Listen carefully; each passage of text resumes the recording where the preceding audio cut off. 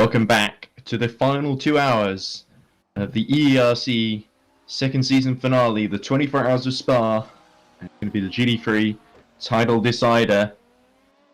We've just seen some dramatic developments here. Hevesi running into trouble with some spinning at the bus stop chicane, getting into trouble. And Fabian Ballet, who had just gotten a speeding in the pit lane penalty, is now rapidly closing in within 90 seconds, so Hevesi needs to get going as soon as possible.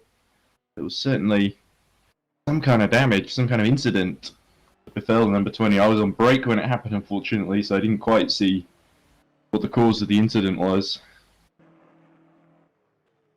Whether Hevesi went off on his own, or whether he was hit by one of the GD cars or on the other LM-P2s. And he turns finger on his head with 2 hours remaining. Extensive damage. So Reading Game Studios, 2 hours left, could be in with a genuine shot of victory here, even with that speeding in the pit lane, even with losing 6 laps earlier in the night due to a bug that wasn't really anyone's fault and it couldn't really be rectified.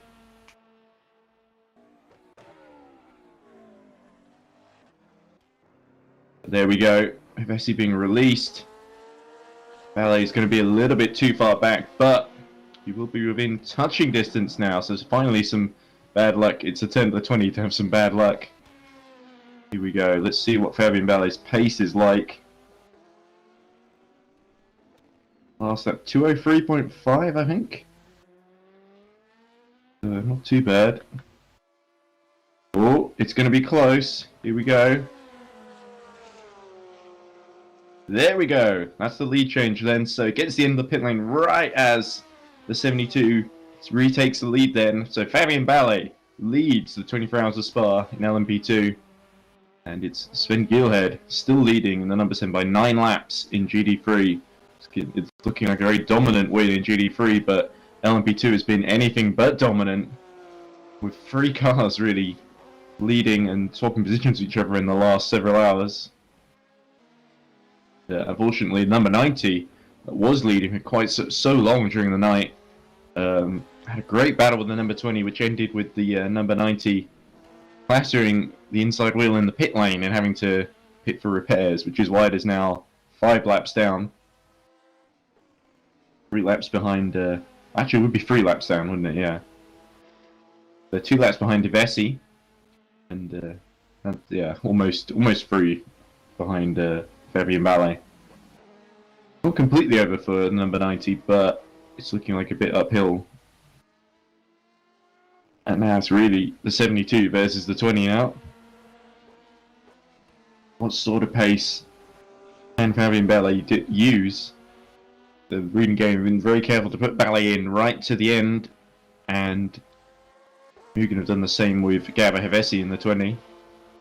But the season is really going to end with a grandstand finish in LM-P2. Is very fitting. It's been extremely competitive, even though Mugen are basically looking likely to win both classes. It's been not been an easy ride.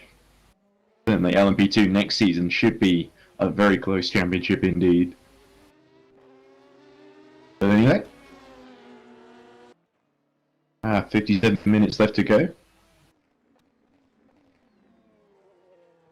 Is that Fabian Ballet into the pits now? Okay. Here's the overlay. That's a bit behind. There you go. Hevesi retakes the lead in straight lines. The chicane at the top of the radio. Not really a chicane, is it? It's just a corner.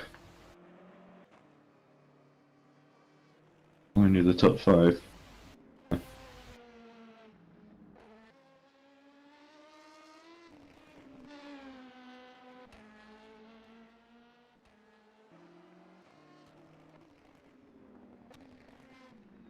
There we go. I assume a routine stop for the 72, or just avoid Daniel Cicluna's 86 as they have released. And now this is going to be absolutely crucial. What sort of pace has the 72 got? Fresh tyres, and can they stay ahead of the number 20. Everyone's going to be on the edge of their seats now. This is really crunch time. If the 72 are going to take their first win, this is where they need to start putting in the laps. It's all down to Fabien Ballet now. The others have done all they can. You get a nice bit of track to come out on. Nice clear bit of track. Or is he going to get blocked by a couple of GT cars as he emerges? Let's see. Good so far. Oh, no, there's the Iris. Going to come out just next to the Iris, I think. Oh, there we go, right behind. Shouldn't hold him up for too long. Speed. Loses as they get to the end of the straight. And the Iris, the third place Iris, stays ahead actually, and holds him up a bit. As still showing, oh, Ballet being held up, but it's still showing in the pits for some reason, so the overlay very slow, as expected. I hope it doesn't get the timing wrong, because we had that at Le Mans, didn't we? Gabahevesi now in the pits. So he's immediately responded. So this could be very close indeed.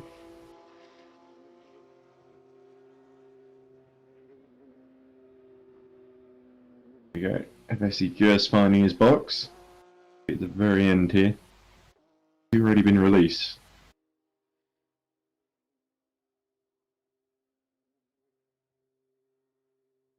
No, he has been released then. Okay, so it's actually a big lead for Gabahevesi then.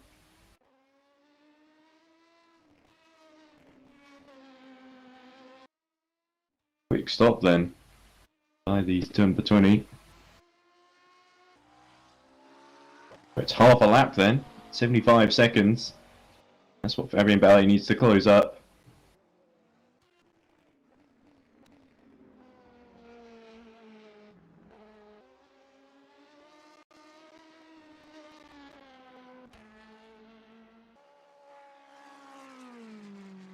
Seconds, isn't it?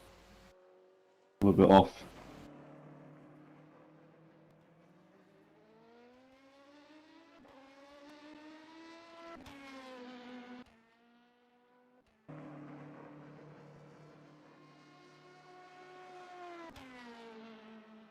Varconi also in the pits now.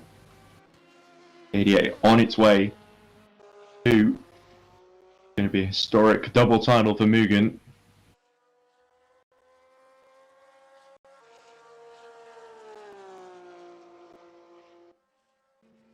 The 72 really the only threat left to them in this race in LM-P2. The others all fell by the wayside as Gilhead comes in. It'll be Iris.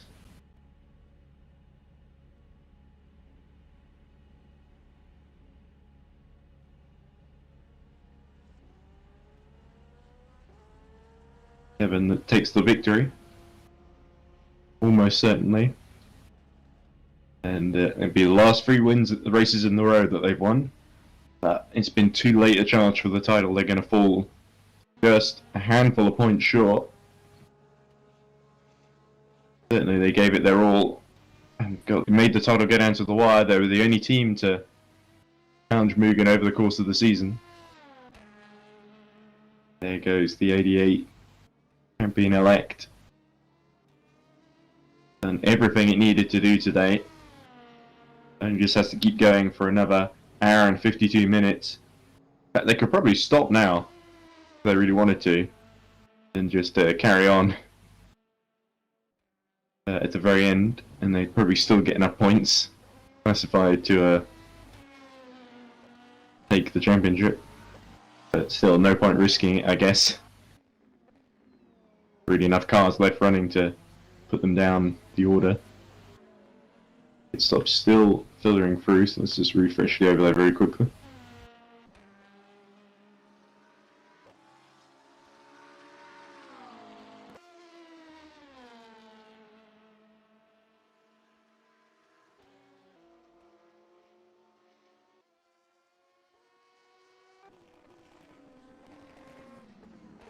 Fabian Ballet last lap 2 minutes 2.9.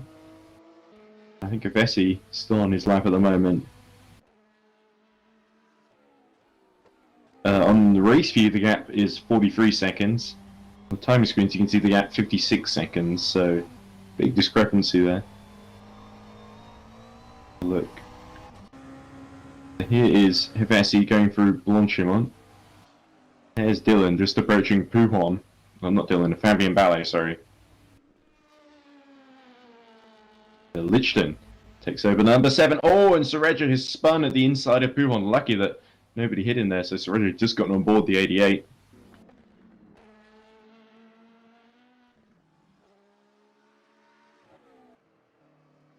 Alright, and we may have to leave very quickly because the overlay is acting up, so we just want to make sure we got accurate gaps here.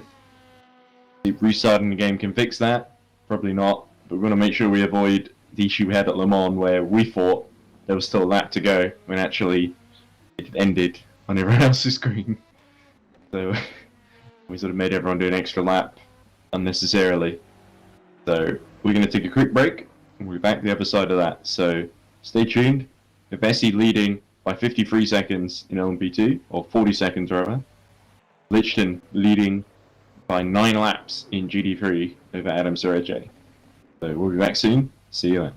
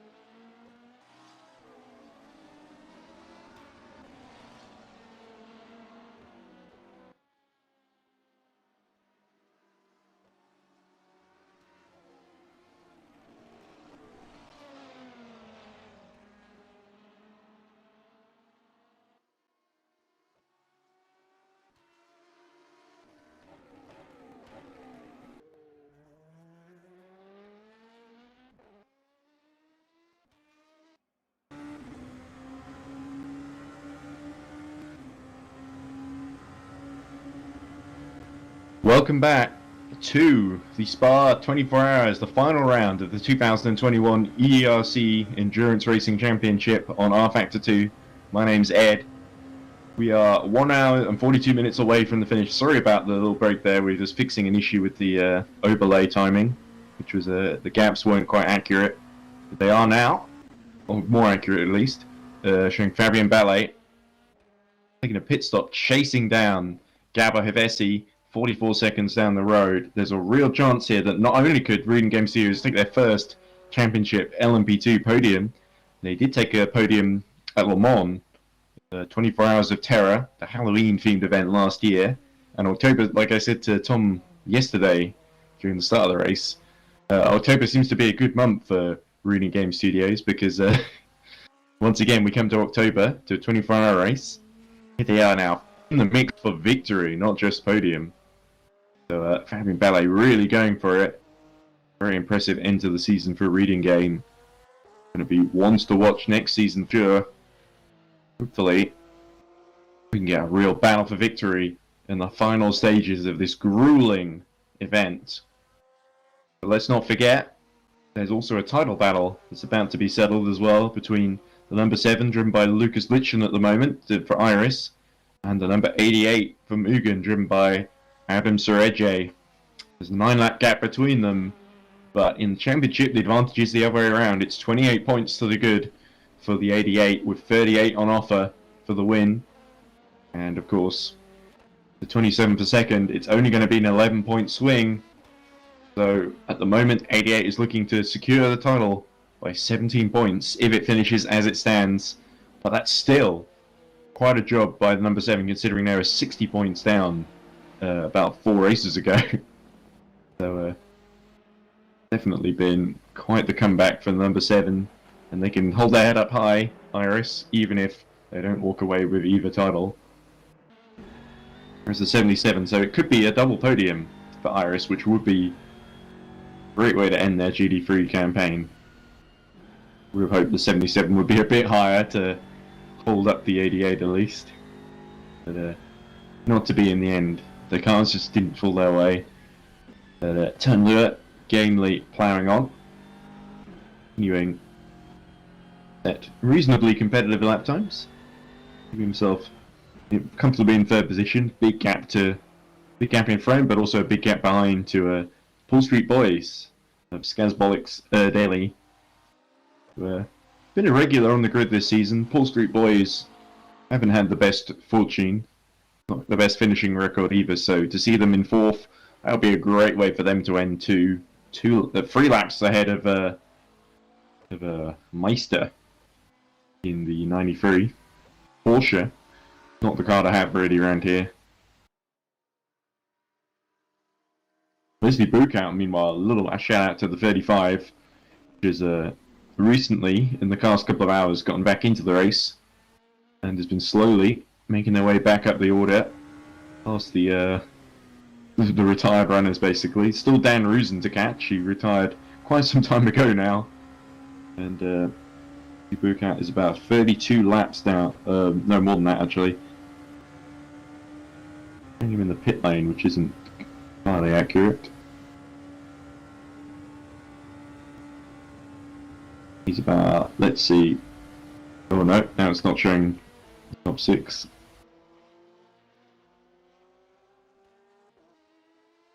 There we go, he's about, oh my goodness, 130 laps down on the leader, but I believe he is, let's do some maths here, because there's David Kolokshai's stranded car in the way, who, the championship winner, let's not forget, blew the engine in the overnight.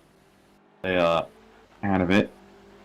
Fortunately, they did seal the title up a race earlier, so their championship ended in race-winning glory in Laguna Seca, even if this race doesn't end in glory for them. The 31 plus 12 is 43, so they are 43 laps behind Dan Rusen. And once they get that, 6th place will be theirs, and I don't see the 35 making much progress beyond that, sadly. Given all the issues they had in this race, it's very game of them to plough on, and shows great sportsmanship from Alta Motorsports We've had overall a pretty strong season. You get top 4 in the end. I think is all in all a pretty fabulous result. Despite not winning any races, the 35 was always there or thereabouts, so great to see that consistency rewarded, which is what endurance racing is all about, of course. Meanwhile, out at the front, Fabian Ballet, 40 seconds, within about 40 seconds of Gabor Hevesi. If Hevesi has to pit, he will emerge behind. Long pit stop here at Spa, of course, if you've not been watching the early stages. I'm sure you have, though. So, Fabian Ballet could well get himself in front of the Mugen, but it's going to take some really big laps to stay in front, though. We know how quick they are.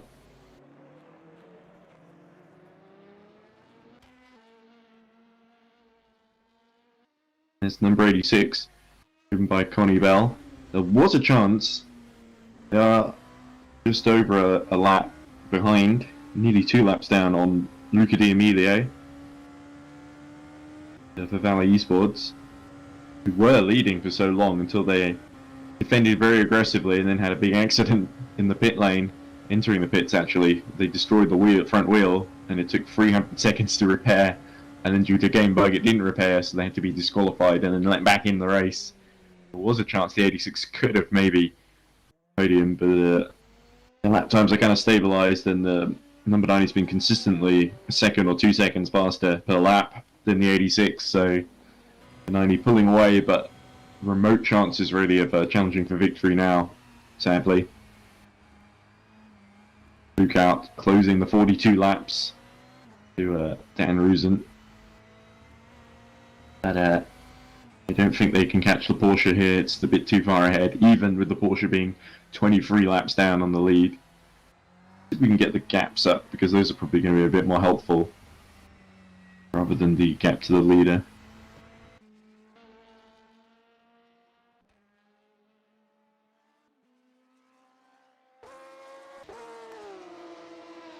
There you go. You can see closest battle is for the lead in LMP2. Oh, look at that. That's a Hevesi just having to swerve with the Porsche, and D'Amelio unlaps himself. But Luca, not wasting any time, he negotiates Hevesi as well as the Porsche. And he'll have to pull away quickly if he doesn't want blue flags. But yeah, there we go. Now only 2 laps down rather than 3. Crucial for Luca D'Amelio's race.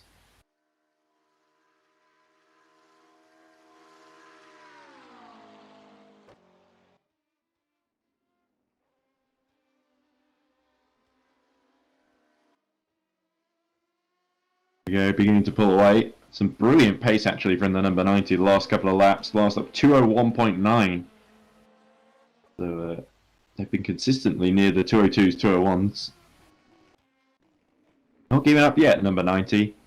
But they've only got 94 minutes to try and get back in contention for the win. Meanwhile, Fabian Ballet last lap 202.7. Hevesi 203.1. 4 temps faster. Ballet continuing to push. He has fallen back to 42 seconds, so this lap doesn't look quite as strong, in Sector 2 at least.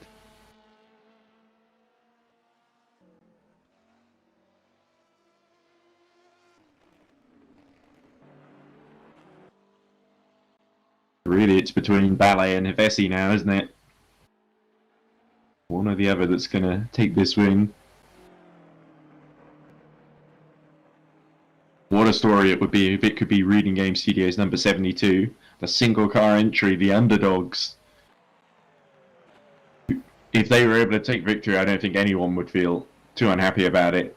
Even Mugen would, would console themselves with their 1-2.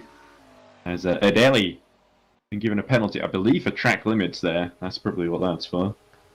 Have a look. Viewers chat. Incident involving Ballet number 90 and Iris 77. Warning for Iris number 77 for causing avoidable contact. So yes, little bit of trouble for Tam Lua there. For holding up and bumping into Luca Di Emilio. Wonder Di Emilio is in such a hurry. Adeli comes in to serve. That drive-through penalty. Is it a stop and go or a drive-through? As Mikkel Cole. Yep. So drive-through penalty for the number 77 then. Update on decision 26. So Irish 77, a bit more trouble now. But it's not going to hurt them too much because here's Adeli serving his own penalty. And there's Lua's penalty being confirmed on screen. But yeah, third and fourth in GT3 being punished for their mistakes. According to race view timing, 40 seconds is the gap between Ballet and Hevesi at the present moment. Last lap 203.8 for Hevesi, 202.9 for Ballet. Again, 3 tenths gain for Ballet, so pretty similar between the two so far. Hevesi, of course, has got problem of number 90 directly in front of him. Isn't ideal, but he does get a little slipstream, I imagine, down the straight, so be too upset to just tuck in behind number 90 as long as their times remain positive. Emilio 202.0, comfortably fastest man on track at the moment. Ooh, and a penalty for Toff. Very tough. Here's a tough for Paul Street Boys, of course, in the pit lane. Serving that penalty. And drops behind number 93 now, actually. So here we go, Sven Meister up to 4th in the Porsche. Who would have thought that? So we could have a little battle for 4th if Paul Street Boys can get going again, because that car should be much faster in a straight line. There they are. So what is the gap between Joseph Toff and Sven Meister? I think they've lost 2 laps. The Royal Racing number 93. The gap 2 laps then. And the Paul Street Boys could make that up, but they'll be certainly disappointed. Make that mistake to get that penalty. To lose so much ground as a result. As Mikkel Cole comes through to lap them. Great to see into the points race. He still go. Oh, that looked a bit dodgy. So hopefully that car is okay. The Paul Street Boys as Lua comes in. The drive-through. The steward's been very busy in the past couple of laps. Penalties for everyone in GT3. The gap up front, 41 seconds according to the timing screen, so Ballet's last lap, 202.5. Been lapping fairly consistently, but the question is it going to be enough? It really depends how the pit stops shake out between those two now, isn't it? I would love to see it end wheel-to-wheel battle on track between Reading Game and Mugen.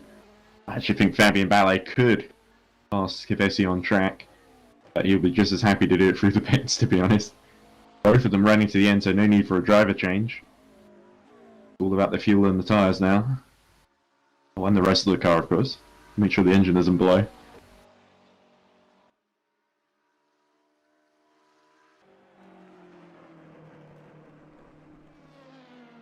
Ronnie Bell continues on her way. 4th place would match Iris 86's best result of the season. Big shame that the 87 dropped out, of course, but kind of sums up their year, really. Big shout out to Jake Danahan, who I think would be an entirely worthy recipient of Defensive Driver of the Season. One of the qualifiers of the season, too, it must be said. Very consistent qualifying.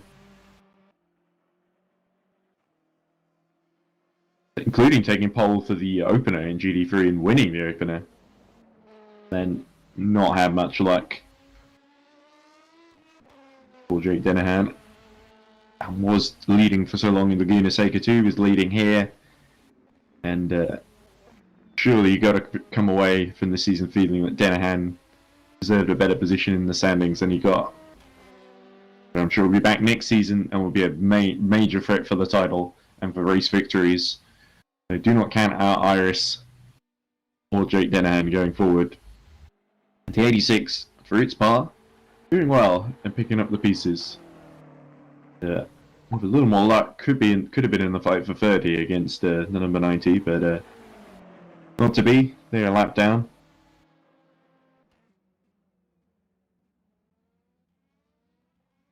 The stalemate up front continues between Reading Game and Mugen. Boy, is it tense between those two. No title on the line already. Reading Game are really just fighting to finish in the top 6 or 7 in the standings. But certainly laying down a marker.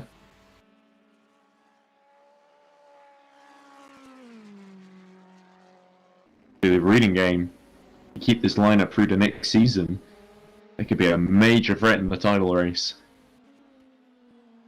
Could be a huge improvement on this season. They've been, for the most part, sort of struggling, and in some of the earlier races, from Le Mans through to their about career, really, they kind of just dropped off. Look at the Emilio, continuing to in front, number 20 on the road, 2 laps down, of course. Not giving up, and no reason to, of course. But Kevin Ballet now about 44 seconds behind Ivesi, so 6 tenths slower on that last lap. So Ivesi starting to keep the advantage. There was a scary moment about half an hour ago where number 20 was leading by a much bigger margin, and then I think took damage or spun, certainly, at the bus stop chicane. And why Bessie has now got Ballet within touching distance of him at 602. We're just starting, I believe. No, 601, sorry. Oh, Hevesi gets very close to the back of the Valet. Almost dives for it there. Hell, doesn't like being stuck behind a lapped car, even if it is quicker than him.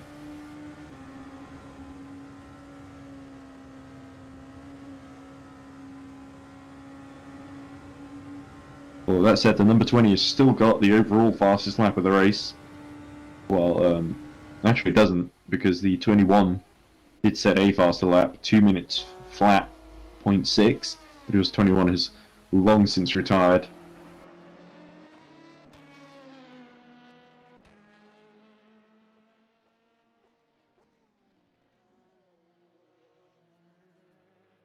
And I believe the Paul Street boys were given their laps back because they're now showing as back in pole position 2 laps ahead of the Porsche. So whatever happened, race direction has rectified it. It's slightly confusing on the timing screen. Might just be me getting really tired and misreading it.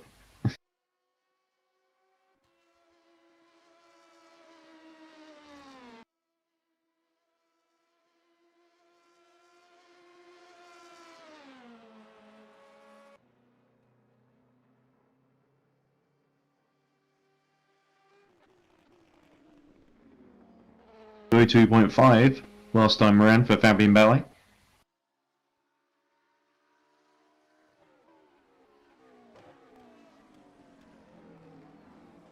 Interesting to see as the stint goes on. It seems to be inching towards advantage Mugen and 20. They were closing earlier, and now the gap starting to stabilize a bit. 46 seconds. 45 seconds rather, because Ballet's had a better start to the lap here. Yeah, Vessi was the 10th faster on the previous lap. It was Michael Cole has a little moment, but gets going again. Shout out to Joseph Toff for Paul Street Boys, still setting personal best sector times. Whilst at 2:19.1, he set a 38 flat in the first sector, which is pretty good for a GD car. Well, for him anyway. Serraje and Lure ahead of both set 37s.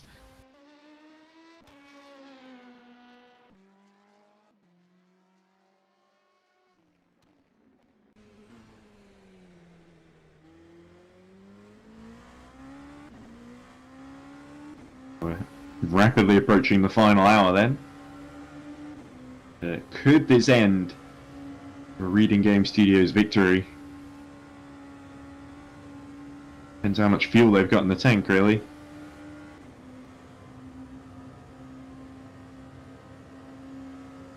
Don't know if they can keep the pressure on. If there's any more mistakes from the number 20, then Fabian can maybe make something happen. Brakes glowing on these LM-P2 cars.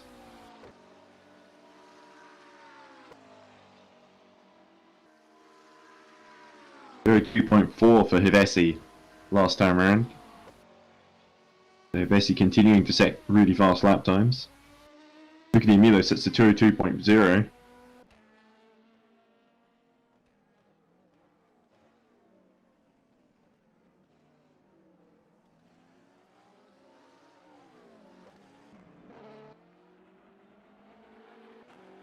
Joseph Toth enters the pit lane.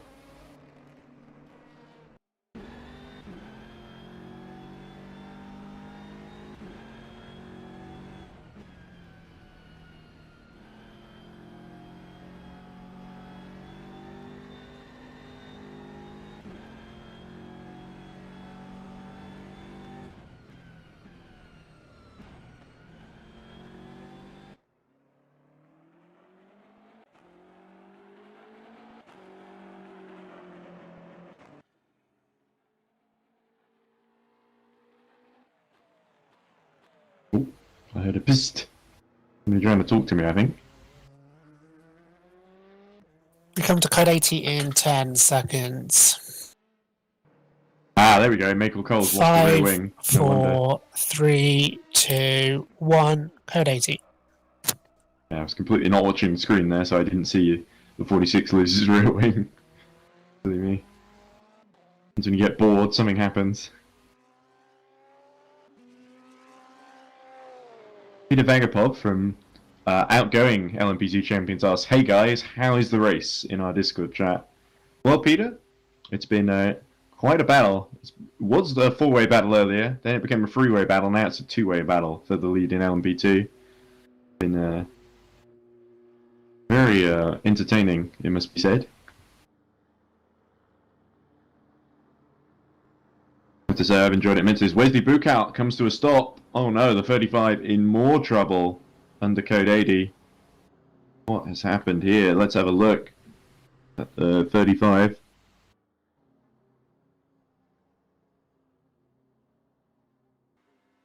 It's still in first gear. It's not going anywhere at the top of the of Radion. As 10 Lure dies for the pits. Is this going to favour?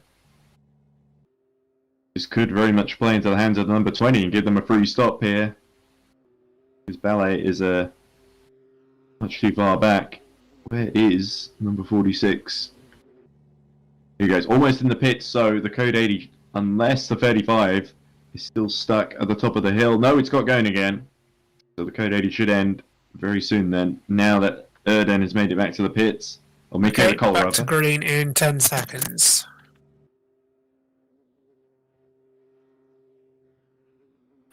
Five, 4, 3, 2, 1. Green flag.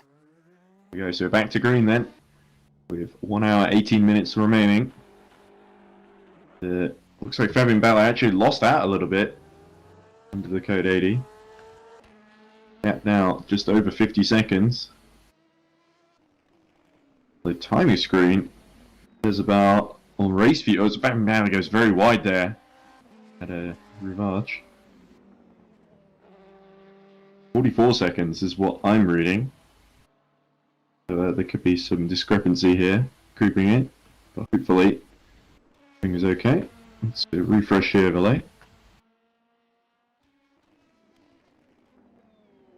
Yeah, it's the same as before. So, right. Assume it's about 50 seconds, the gap. Luckily, Hevesi, the Code 80 did not last long enough for Hevesi to pit under it.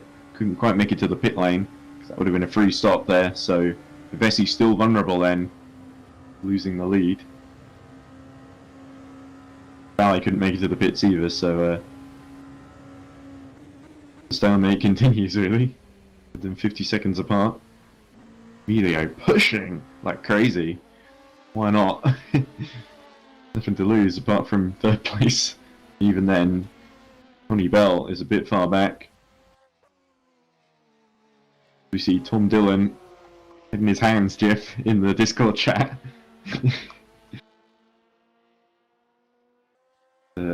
It's such a tense finish, isn't it? And they nearly lost a chance of getting the lead there. So thankfully, worked out, and the number 20 didn't get a free pit stop. But the strategy can spin on its head. Oh, and into the wall spins Eric Komedi. Totally by coincidence there. The number 77 takes a big whack and is right on the racing line. Needs to get out of that situation as soon as possible. There it goes. Komedi gets to the inside. And luckily no one comes along, because that would have been disastrous there. Nikoma says, somebody in the 77 woke up this morning and chose violence. Oh, poor Eric. Okay, we're back to code 80 in 10 seconds. Oh, here we go. Now this could be crucial. 5, 4, 3, 2, 1. Code 80. There might be more serious damage to that number 77 than we anticipated. There it is. How's the steering? Oh, and in comes Hevesi. Hevesi into the pits, and there's Ballet. So this has happened exactly the right time for Luca Di Milo, for Connie Bell, and for Gabo Hevesi in the number 20. So that is a free pit stop, unfortunately. So I think the number 20 is going to walk away with a win here now, if things go to plan. Frustration then for reading game number 72. Once again, the Code 80 does not play into their hands, and Tom Dillon says, I wonder if God likes Hungarians or not. Oh dear. So, Eric Komedi causing a Code 80 and handing it to to Mugen there. Oh, Fabian Ballet didn't do anything wrong, really. Going to require quite some bad luck for the race to go towards the number 72 and away from the number 20 now. And hopefully for the final hour, we'll be able to get Joshua Birch into the commentary box. Because finally, somebody in Lincolnshire decided to turn the internet back on, so I won't be completely on my own like I have been for what feels like several hours of this race.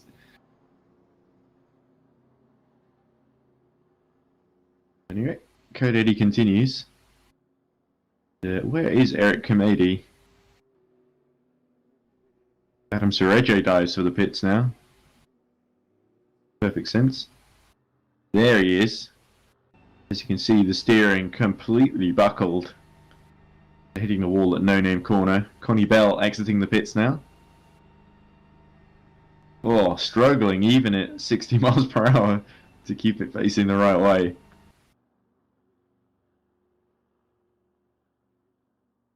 There we go. Maguli takes over the number 20. Oh, look at that. Is that off having a bit of an adventure? I Lichton.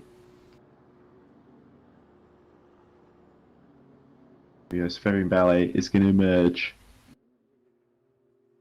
with roughly the same gap, about 40 seconds behind.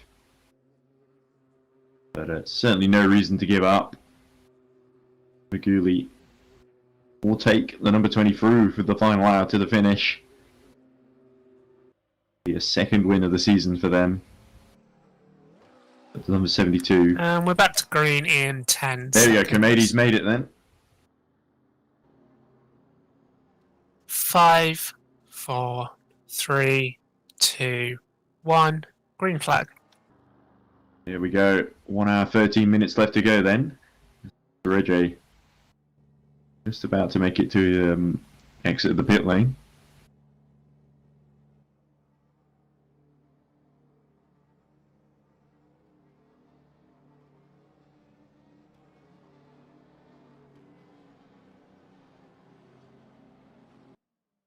43 seconds, that's the gap, so we need to keep an eye on Ballet's lap times, but with Maguli in and fresh tyres, I think the number 20 are going to start to pull away. Something also says, this is the least fun I've had for a very long time. Team boss of Alton Motorsports, Alex, says, I still think the 35 can win in class.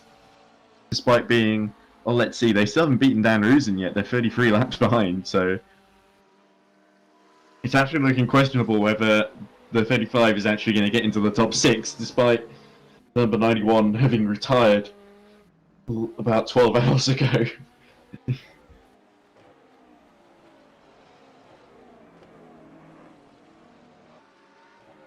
We may not have a whole lot of action, unfortunately. This Fabian Ballet can put in a really storming performance, but he's already done the best he can. As we get a message from somebody. Oh! So we've just been rejoined rather, by Joshua Birch. Yes, for hello. the final hour. Hello, yeah. Joshua. Right. For everybody who's out there, for Virgin Media and your internet connections, considering I've been trying to get on nearly all day and my internet has finally come back, please do not do work on a Sunday morning thinking that nobody is going to be doing anything, because let me tell you, if that happens when I'm trying to do YouTube lives or anything like that, you're going to get an even more angrier phone call than you just got. Oh dear. It's taking... Oh, I've been there too. I hate the hold music that Virgin uses as well. Oh, I know. I remember about 10 years ago having a similar thing happen to me, and I heard more of Coldplay. The first 2 minutes, I think, of Coldplay's Paradise than I ever wanted to hear, I think. It's music that can They haunt only got the you. copyrights for the first 2 minutes of that, for some reason. They did that with stock music. As we see Eric Kumadi in the number 77 be given a penalty. One of the race stewards just said after the 77 calls the code 80 that said the 77 woke up this morning and chose violence, which was quite funny. Violence with the wall, certainly. As Ballet dives to the pits now with the advantage. They were about 40 seconds behind, and then the code 80 happened exactly at the right time for the number 20. So been going back and forth. It's been a freeway battle this morning, really. The number 90 had a huge crash in the pit lane, which took them out of it, really. They're 2 laps down now, but trying desperately to get back in. So as things stands in the GT3, would it be the 88s with the championship? Because they're inside the by top 6? 17 points, Josh. Yeah. Yes. So 38 points for the number 7, but 27 for the 88. They were 20. Well, yeah, they were. With 28 points ahead going in, so it's only going to be an 11-point swing. So, but you had to say all credit to the number 7. They were 60 points behind 4 races ago after Portimao. Yeah. So to close the gap with 3 victories in a row, it looks like, with a 9-lap gap now. And that is heartbreaking as well, to know that you've done everything you can and it's still not going to be enough. A new best lap time of the race for Luca Di Emilio, 2 minutes flat, .362. And personal bests in the first 2 sectors. The final sector wasn't too shabby either. So very impressive there. Number 90 putting it all on the line to try and close the gap. Fabian Ballet still in the pit. Just exiting the pits now. They've still got a lap gap to Luca Di Emilio. I think it's about on the verge of between a lap and 2 laps. But they are now, they've gone from 40 seconds to being a lap down on Martin Maguli, pit under the code 80. So look how it'll be a very, very exits. special final hour for Reading Game for them to take their first victory.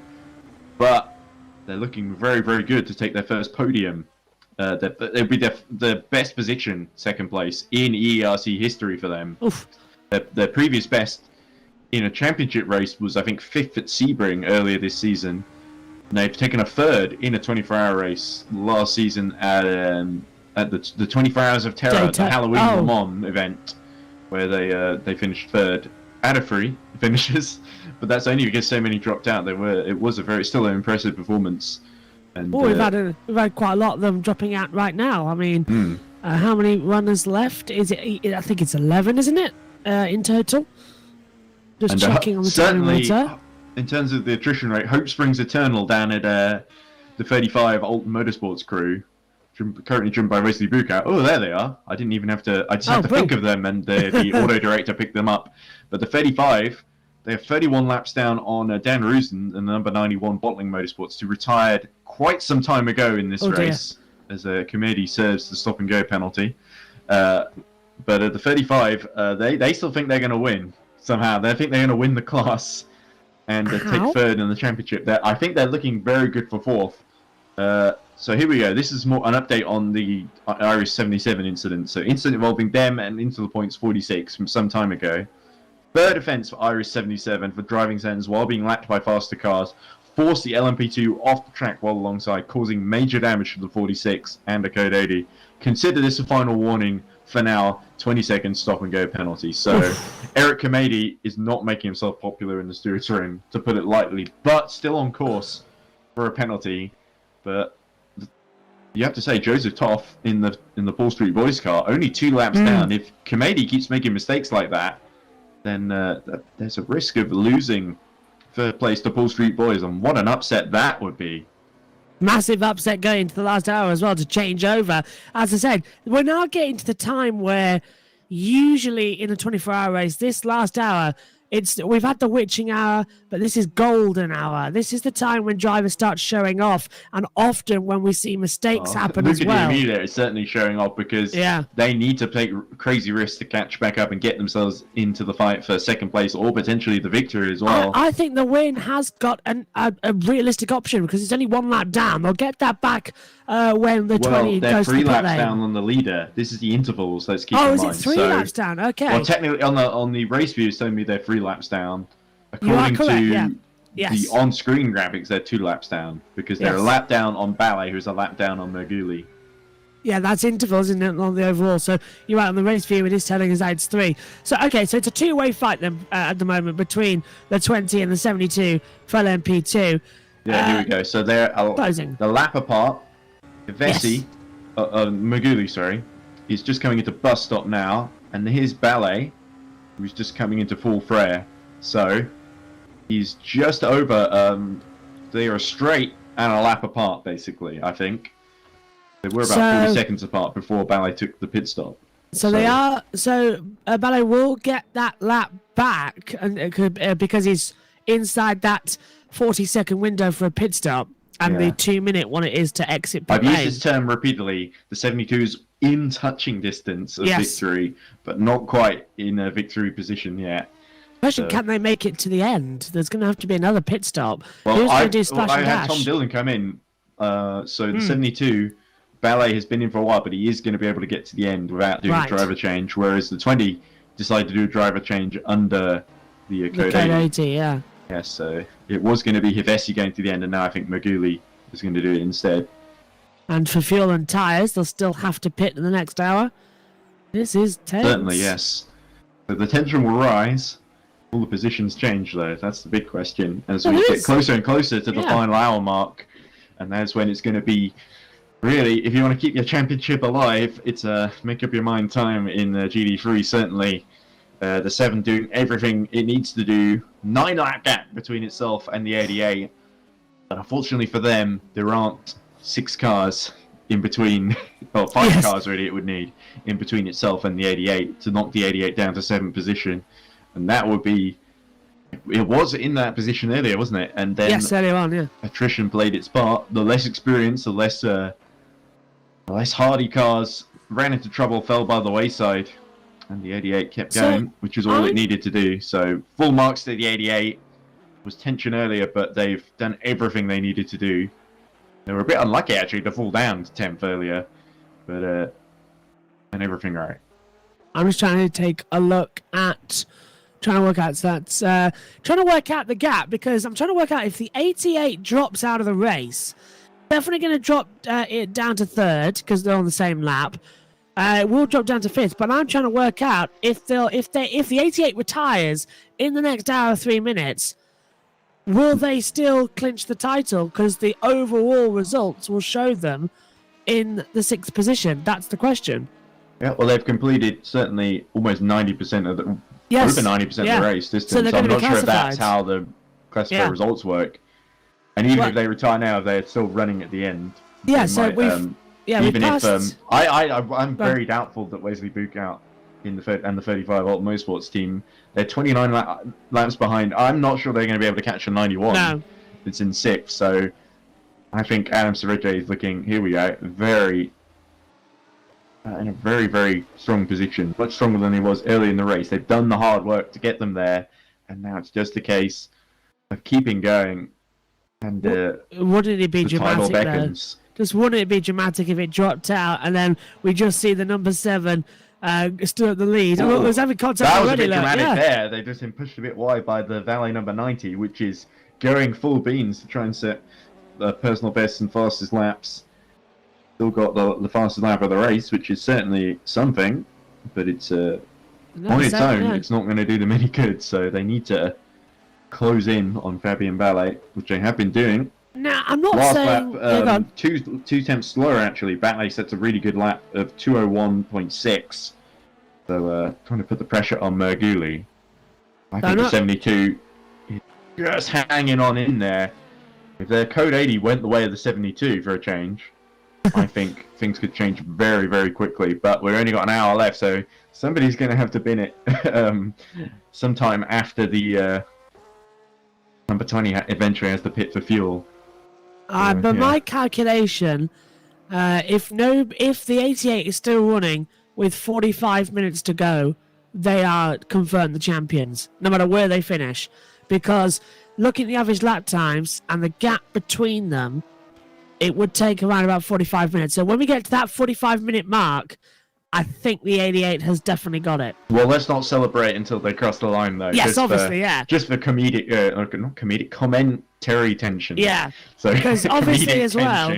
Well, there's something funny about it. Oh, it's Maguli! Oh, narrowly avoids the barrier. And this is someone fighting for the win, isn't it? Yeah. Did you see that? Full commitment. They've Nearly gone hit so the wide. exit. And nearly hit their teammate, nearly hit the wall. But Martin Maguli somehow avoids disaster and stays in the lead. If they had hit the wall, that could have been game over. As Wesley Buchhout stops a penalty. Well, they're definitely not going to catch anybody now. And of course, that's another question as well, is the 88 could have penalties issued. It could have a disqualification issued. It could even have a complete disconnect. Anything could happen. So you're not completely safe in that 45-minute mark because you can still drop down the order. But you're safe enough if you're still running. As Ed was saying earlier, you're past the 90% distance, so that will be the full points classification. You still need to get it to the end of the line. It's a bit like the Hill and Villeneuve situation in 1996. There's always the risk as well. Yeah. Yes. The 88, driven by Adam Serraje currently, that it could disqualify itself if it misbehaves too much. Yeah, exactly. I mean, as we get to the final hour mark, so we're getting into the closing stages now, ladies and gentlemen. Hold on to your hats. But the 88 could still disqualify itself. Unfortunately, it's doing a lot better in the stewards' room than, say, the 77, driven by Eric Kennedy. So the 77 woke up and chose violence. The 88 woke up and chose championship, I think. Although, to be fair, it chose the championship very early on in the season and worked very hard to get there. It wasn't just a choice. It was a lot of effort that went in to getting themselves into this position of being 28 points ahead going in. They were 41 points ahead going into Laguna Seca.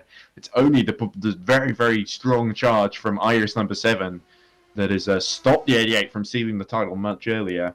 So you have to say full marks to both teams.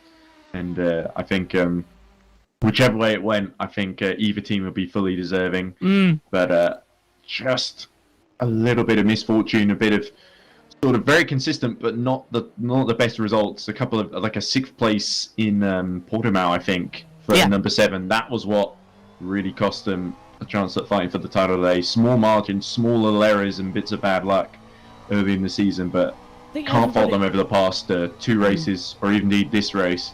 They had an amazing battle with the 314, the number 7, which was very entertaining to watch in the first half of the race, basically. And as Buchhout serves his penalty, the LM-P2 has been an amazing battle. I came on to commentate at 10 a.m. and I saw an amazing battle between the 20 and the 90, where the 20 had to pass it 3 times. And indeed, there was a very, very close moment with one of the Iris GT3s. Yeah. I think it may have been the class leader. The 20 was going through the lap and got held up a bit into Lake Coombe. and the number 90 dived up the inside. Roberto he made contact with the number 20, I think 3 or 4 times, and I screamed about 3 or 4 times. And originally the students were going to give a drive-through penalty because it was a bit too much contact. It only just nudged ahead. It was a very desperate move to try and keep ahead, I think, because the number 20 was starting to pull away before that moment. And then the stewards decided to change their mind, rescind the penalty, but immediately the number 90 came into the pits, and then a code 80 was called, and it turned out they were actually just pitting to change tyres. And then, coming into the pits, I didn't see this, but the number 90 hit the wall and damaged the front right tyre, which led to 300 seconds time in the pits to repair the damage. Then due to a bug, they came out and the car wasn't repaired fully, so Luca Di Emilio was really struggling just to keep it on the road, had to come in, get disqualified and re-enter the race with a freshly repaired car from the steward. So yeah, because when I left, the 90 got the lead. It did, yes. It held the lead for a very long time during the night, and the valet crew, Bradley Sellers and company, all doing a brilliant job to stay in the lead and to manage the gap. But the 20 was closing and closing. Unlucky that the 21 fell out as well, because them and the 20 were having a good fight when I went to bed. They were about 13 seconds apart. And then the 21, I think David Kolocha had an engine failure down the Kemmel Straight, which eliminated them from the competition. And a sad way, I think. Their title bid ends in glory because they won in Laguna. They didn't finish this race, of course, but still, I think the 21 can easily hold their head up high. They won't be too disappointed with retiring from this race because they're still the champions. They can't be overhauled by anybody. And indeed, the number 20, regardless of where it finishes, big lovely slide from Martin Maguli into pit path, and we see it continuing to push to try and make sure the 72 does not stay in contention. They were 7/10 faster on the last lap than Fabian Ballet. So Martin Maguli doing everything they need to do to secure victory here.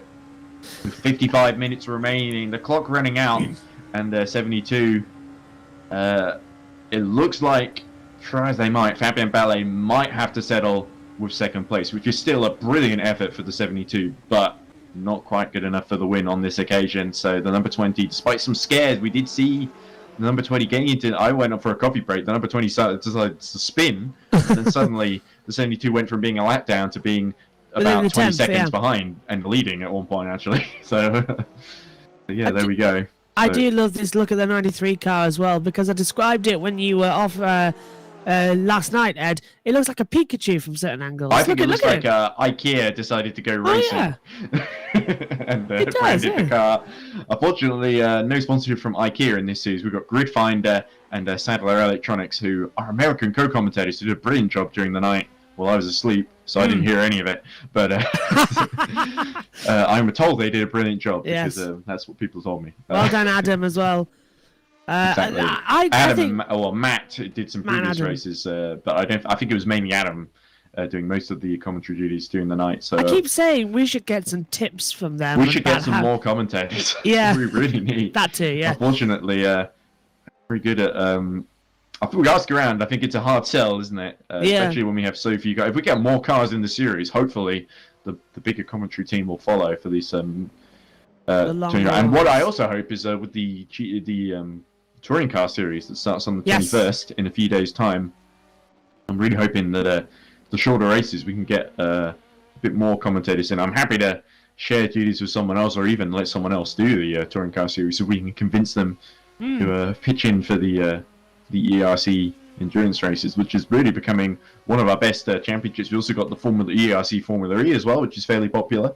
I know my friend Jack Romano actually competed in that for a time. I'm not sure if he's still driving in it, but not particularly. I don't think he's got the podium or anything in that, but he has got a few quite strong points finishes. So good to see Jack branching out, not just Formula E shows. We should get you on one of those shows, by the way. Yes. Because you've been on Grid Network and done a brilliant job there. So I think next time we do a show, I should be on. Let you know and pitch you in, because I'm sure I'd be happy to give up my spot to let you in, or even. I'm sure there's room for everybody. Yeah, 4. I think 4 would be about the limit. You don't really want too many than 4, because you sort of struggle to get everyone to get a word in edgeways. But we're very good at letting everyone have a go. So Formula E's own show, very entertaining. By the way, I'm still hard at work. Obviously, I haven't been because I have to focus completely on commentary. I can't have my webcam in the background doing shooting bits of stop motion animation. But yes, I very did close see. to the, I did. Yeah. Oh, I did show you my show reel that I've sent off to Aardman actually for a little job opportunity. I'm hoping to hear back from them. But I'm I not did expecting see too it. much, It was but, fantastic. Oh, thank you. Absolutely fantastic. I'm glad you like that. The bits of the Legerator E-Pre and a certain crash and a certain driver going to prison, which is certainly going to be entertaining. Won't reveal who that is. Also reveals the winner of the race, that show reel. So I'm hoping nobody finds my little account on the internet that I put that up on. It's my professional one, not my YouTube one. So I'm hoping Aardman appreciate the effort I've gone to. I found out about that job really. It was like an 8-week sort of junior animator position. In Bristol, so I found out about it about 48 hours before the opportunity closed, so just rapidly working to get that show reel together with all of my latest stuff in it. Ed, it looks like you spent more time on it than that, so that is brilliant. Well, in terms of doing animation, yes, so...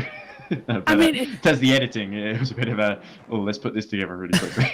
Well, to be fair, I think your edit skills are better than mine. If anybody who watches my YouTube channel, you would know that, literally, the graphics are rushed together on a Thursday morning, and I'm literally just honestly, you've seen it, Ed, as well.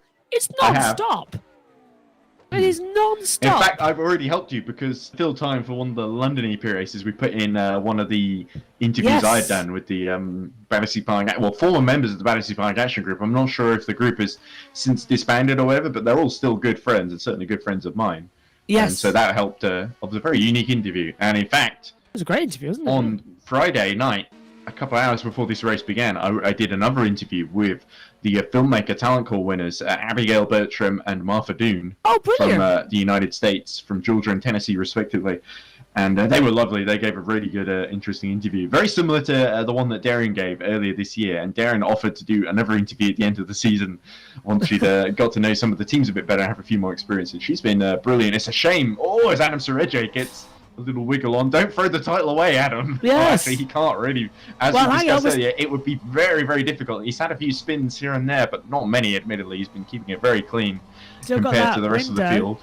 Still got that window where they could throw it away. So... Yes, but if Adam Serraje really starts to tire, there's a 9-lap gap between himself and Eric Kamedi. So even they second place is assured if they decided to swap drivers. Yeah, so, they could just about make it. My prediction is they would drop to around about 5th position, which will still give them the title if they need to back off. But they want to go for a second place. I think if he bins it, there would be a code 80 as well. So. Yeah, so that'll slow everything down again, like a 5-minute lap time. Yeah. But now, are any friends of Reading Aim Studios thinking, right, let's push like crazy, cause a code 80 where they could catch up as we go into the final 50 minutes? It's getting into the tension part. The tension part. Here we go. This is what happens when you commentate on a 24-hour race and you do like almost half of it. Well, how many have I done? So I did way more. I did pretty much most of yesterday before midday. I think I did like 9 or 8 hours yesterday, and I've been since 10 in the morning with a couple of breaks, of course. So let's take another hour out. So just another heroic effort here by Ed, by the way. Let's get that right in there. Well, if we haven't got the numbers, then I have to say, keep talking, basically. I think although I'd have been bits where even I have been, right, I want to give my voice a little rest. There was about the moment at like 11:30 or so, where I just sort of thought to myself, right, I said I was going to go to the little boys' room for a to relieve myself, but then not just of commentary duties, but of something else as well, which I won't go into too much detail.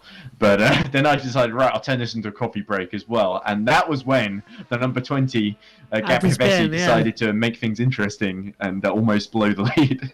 Well, I wasn't sure what happened. There could have been contact with a GT, but there was no penalty, so I'm not sure exactly what happened. I just saw on my phone while I was having a coffee, Gabby Hevesi having a huge moment at the and losing a lot of time at the chicane, the bus stop.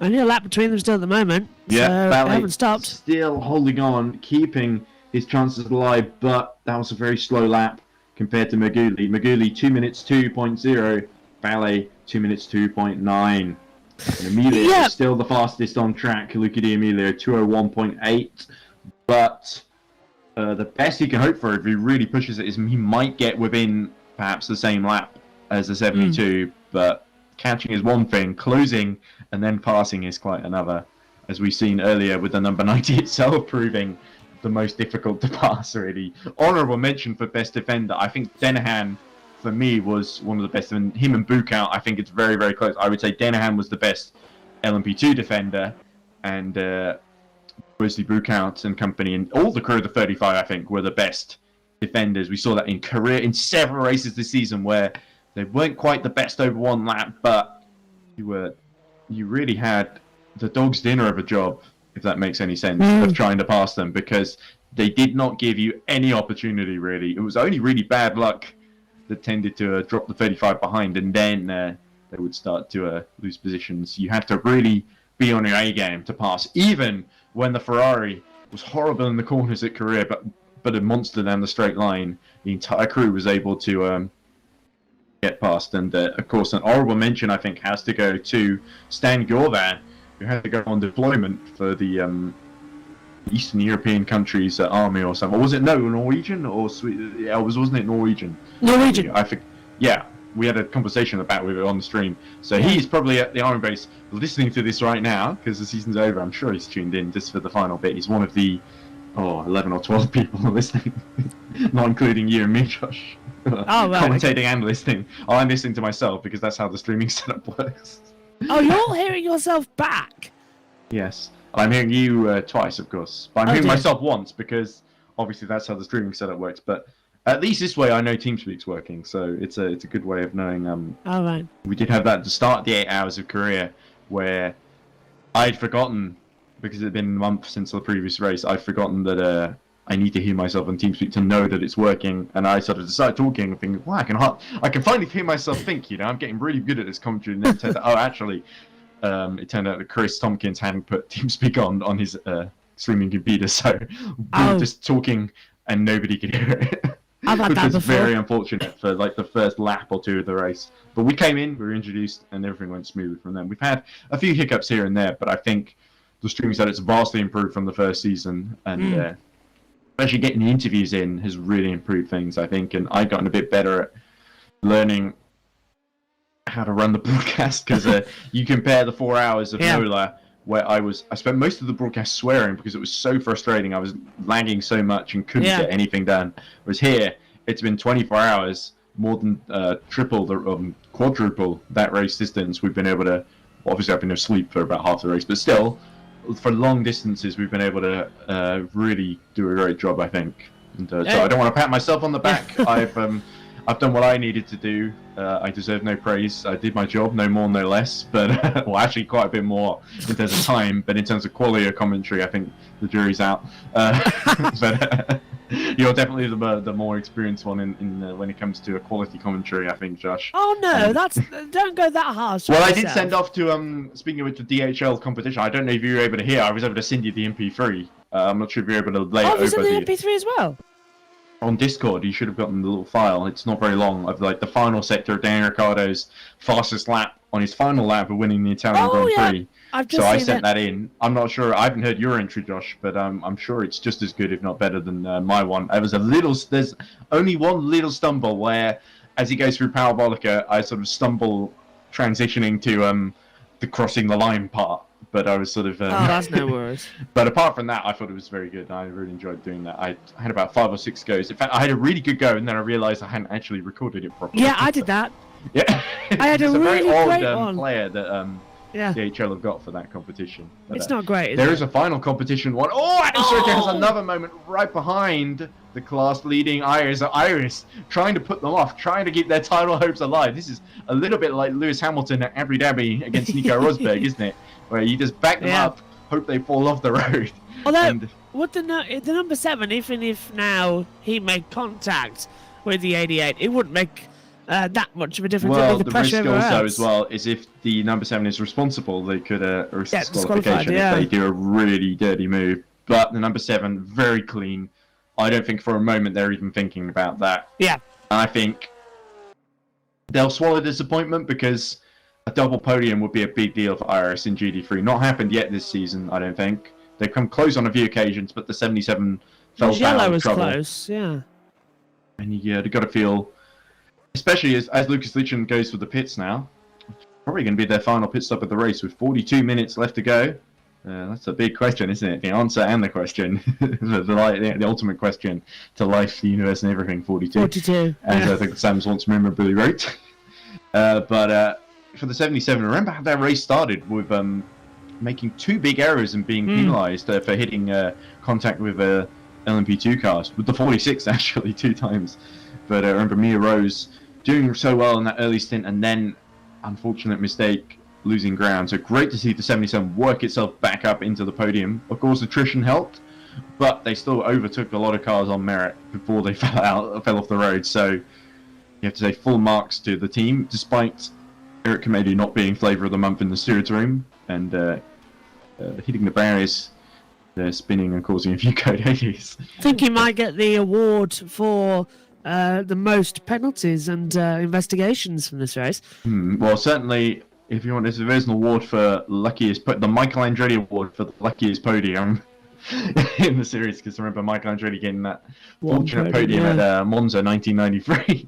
Despite, well, actually, to be fair, he kept on the road, so fair play to Michael. But he was sacked just before, just after that race, and replaced with Mika Hakkinen, who then went on to become a double world champion later in the 90s. From McLaren, so. Yeah, to be fair though, he did try and get an early flight home.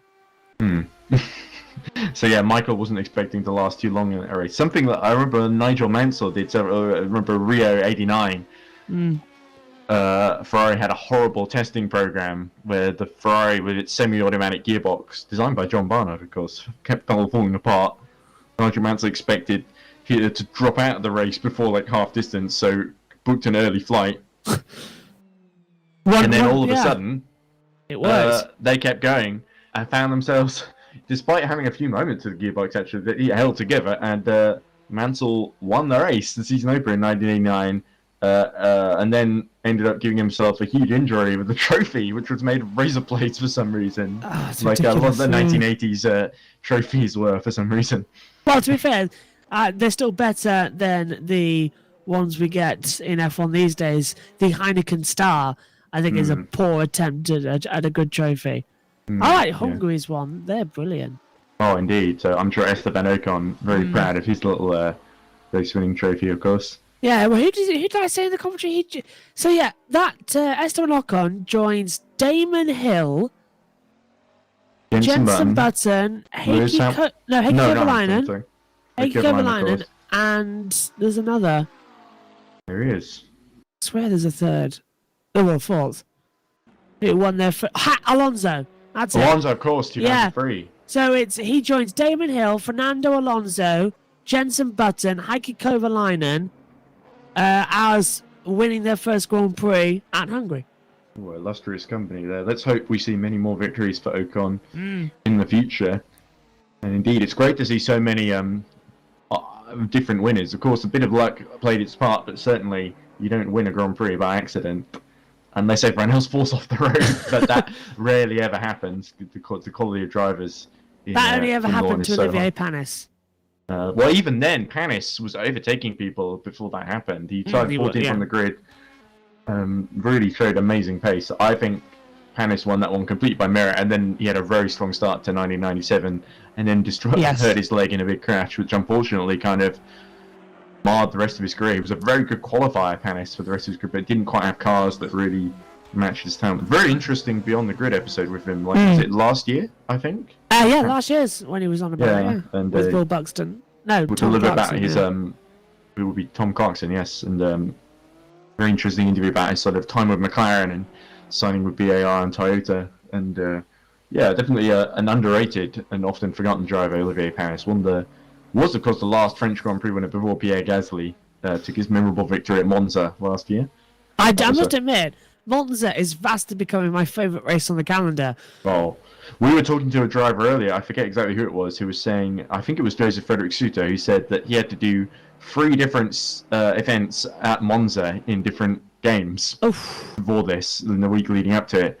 So he said, I'm sick of Monza, so driving 24 hours of Spa is frankly refreshing. Yeah. Monza it can get repetitive, but think about the great races we've had there as well. We've had 19 Leclerc, 20 Gasly, 21 Ricciardo, and each race has been an absolute classic. We just, I'm not sure if you forgot this, but a couple of people are noticing a third offence for the 77. That means that it's the final warning, I think. So the message has been edited. So they've served the stop and go penalty. So we could yet see the 77 lose its podium to, like I said, to the 753 if they really aren't careful in this last 40 minutes, just under 40 minutes rather. But I'd be very surprised if Eric Comedy pitches it now, because despite him making a few mistakes, he is a very well-liked and quality driver. So the stewards aren't going to be ridiculously harsh on him if he makes a spin or has another error that's just harmless and he continues. It's if he hits anybody else, and that they would issue a penalty. But they would. What would the last one be? Third and final warning. So what? What would the next one be? The fourth and final warning. As Maguli pits from the lead. Ah! So, is Ballet finally going to be allowed back onto the lead lap? I'm keeping my eye on it. Where is Fabian? Sector 2. Just going through, yes. So he will unlap himself for sure. Then Maguli is serviced. This will be, certainly, I did say earlier, he'd already done the final stop of the race. But there we go. So, what's this? Yellow sector 2. Not sure who that is. Oh, it's Joseph Toff. If it's the Paul Street Boys, they're not going to catch the 77 driving like that through pit path. So, might work on the exit of Port Freer though. Flat out sections. There's the 88. The 88 taking the very wide line. 45.6 seconds then for Maguli. They've now leaving the pit lane. Yep, and the gap is going to be about 75 seconds then. The 72, I imagine, it's not got a whole lot of fuel left in the tank, so they might have to do another slash and dash before the end, like the number 20 has just done. This is going to get interesting. But the 72 will really be hoping for a code 80 now, won't they? Yeah. Now exactly is when the code 80 needs to happen. So if you are... Joseph Toff desperately trying to make that code 80 happen. Instead, he makes it to the pit lane, where it's much harder to cause a code 80. Well, Emily Carson made it, so... Yeah, earlier on in the race. Let's see if there's any messages in the chat, because Tom Lennon was very upset when the code 80 happened and the 20 could pit under it. Jeff Close, Chris Tompkins saying that somebody's going to be 1 or 2 laps off in the Discord chat. As I'm trying to so see who he's talking to. The gap is 50.5 seconds. So it's 50 seconds between the leader in LM-P2 and a second, so the 20 and the 72. It's closing out actually 47 seconds. So that has dramatically closes. Everyone's coming in now for a splash and dash. Yep. So this with the 46 coming in. I like how they've even got the docks. Ooh, so Paul Street Boys have huge damage now. So Chris Tompkins is telling me the 93. Suddenly, their podium chances are, well, a fourth certainly would be is on for the 93 now. So we need that code 80 come in before the 72 stops. And Chris is saying that the 70, he thinks the 77 is headed for disqualification if it carries on the way it's been carrying on the past half hour. I really hope that doesn't happen, because apparently the two irises are getting quite close together now. So I've lost picture up in the box, and now we're back in. Oh, sorry about that. No, it wasn't you. It was my own lead failed. Tom Dillon is saying, does the Paul Street Boys number 753 have damage enough for code 80? Oh, this is I have a feeling that the 72 is about to run out of fuel in the next couple of laps, which is why Tom Dillon is on his hands and knees praying for the code 80 that will put the 72 back in the mix. It could happen, and who's more likely to cause it? The 77, yeah. Yeah, the 753 is now just come out of the pits, as is the Connie Bell. Well, that's the 86, isn't it? Yeah, it's coming out. Yeah.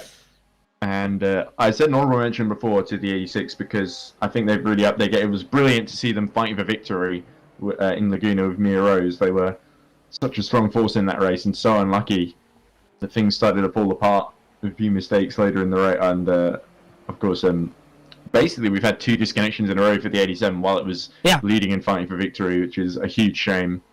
It happened in the night as well with Mete Varga at the wheel. But certainly the 87 crew has been a force to be reckoned with. Some brilliant drivers at Iris. I think next season, Mugen, Iris, Reading Game, and Valet are all going to be teams to keep an eye on. And I'm really looking forward to that. I know Chris said he's working on the calendar, but do we know when we're going to get it? No idea.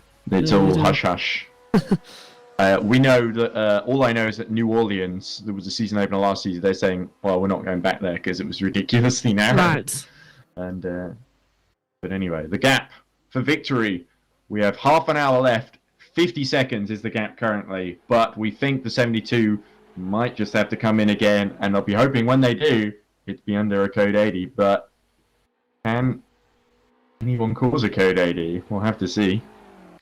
Me and Chris were actually talking earlier on in the race, saying that it's going to be around about 600 to 700 laps. By my calculation, it's going to be 650 laps. But looking at that, it might actually be 630, 5, something or other. I mean, it's quite difficult to tell, but we'll be round about halfway between. So me and Chris earlier on got it spot on. So apparently Jeff Close is saying to Chris Davis, if you hadn't slept in the night, you would be second now. And Chris Davis says, I've done 10 hours in the car as is. So someone who's been commentating for a similar length of time, I have a sympathy with Chris Davis. It's not his fault if he needs to go to bed and none of his team members are awake. Oh, I could completely agree with that, Matty, yeah. Yeah, you shouldn't have to drive yourself to exhaustion because really, if you're just crashing out constantly or doing really, really slow lap times, then that's really no better than you may as well go to bed, really, because you're not really going to make much progress. It's not really a significant difference. Unless it's like near the very, very end of the race, you need to do an extra maybe 2 or 3 hours. That would be the sort of upper limit. Driving for like 12 or 13 hours is really kind of, a bit risky. As Ballet dives to the pit lane. There we go. That could be the race deciding one. So no code 80 for him, unfortunately. They waited to the last possible moment. They're going to drop to a lap down once more. So this now becomes a defence charge for the next half hour. Yeah, it's McGilly's to lose now. Yeah. But the number 3 is going to try and get back ahead. How many laps between them? 3 laps? 3 laps between Right, which car are we talking about? Luca in the 90 and Bale in the 72. Well, I have a feeling that half an hour is not going to be enough for Emilio to make up that time. But, so I think Ballet could in, potentially get back on the lead lap if he does a really good job. But I have a feeling that Maguli will just manage it from now on. And if he sees the 72 coasting up to the back of him, he won't fight too hard. Did you see the chat comment from previously saying that the commentators should have a car entered? Can you commentate and drive at the same time, Josh? I possibly could. Well, but you would have a great spotter, let's say. Yes, you can see that. My problem is that I'm using a laptop, so it wouldn't be ideal for R-Factor 2. Yeah. It's also a Mac, so... I'm not sure that my computer... Yes, we should just say, another purple, fastest lap of the race. Almost under 2 minutes, actually, from Luca Di Emilio. Brilliant lap time there. The second and final sector was superb. 2 minutes, .085. I really want them to get into the 159s. I think it's sort of a fastest lap or bust every lap now for number 90. Really, they've got to keep the pressure on because they are now, I think, on the bubble just under 2 laps behind the 72. I'm reading 1 on that. That's a race view saying 2, but the graphic that we're seeing here on the screen is showing 1. There we go. So this is close. Here we go. So I think the gap is 1 lap. So there's Luca Di Emilio just going through Pit Path, and this is Fabian Bellis just going through No Name a few corners before. So he's about to put a second lap on him. Yeah. Okay, then we've got Hevesi a lap ahead of Ballet. So Hevesi just going through into Pit Path now, and Ballet. Yeah, so Ballet At the exit. very close to unlapping himself actually. So he's done actually quite well to cut the gap since pitting. Let's see the lap. Let's keep an eye on the lap times. But I think the driver to watch right now, setting the time screens alight, is this man, Luca Di Emilio. Is it another lap? No, sadly. The first sector time was not quick enough, but sector 2 was quick. All right, let's ride on board then and watch. Down towards the La Source hairpin, 4th gear. Yeah, it was still a 2-minute flat lap, 2 minutes 0.7. Yeah, so that's still there. Could push it then. Nice Here we go. exit. He's got the RS-77 in the way of Eric Kamedi, but he Nice chipped drag. it just before Eau Rouge. Let's look outboard. Yeah. Because usually I've seen that happen before, and the GD ends up spinning if it's not careful. But Kamedi does a very tidy job there. No mistakes this time. First sector time is about to flash up on the board. Hopefully it's going to be a quick one. It hasn't come up just yet on the race view. Here it is. Oh, 33.158. Very tidy. A little bit of an exit problem at Malmedy as they come down towards Ravage. Right inside line, double apex corner.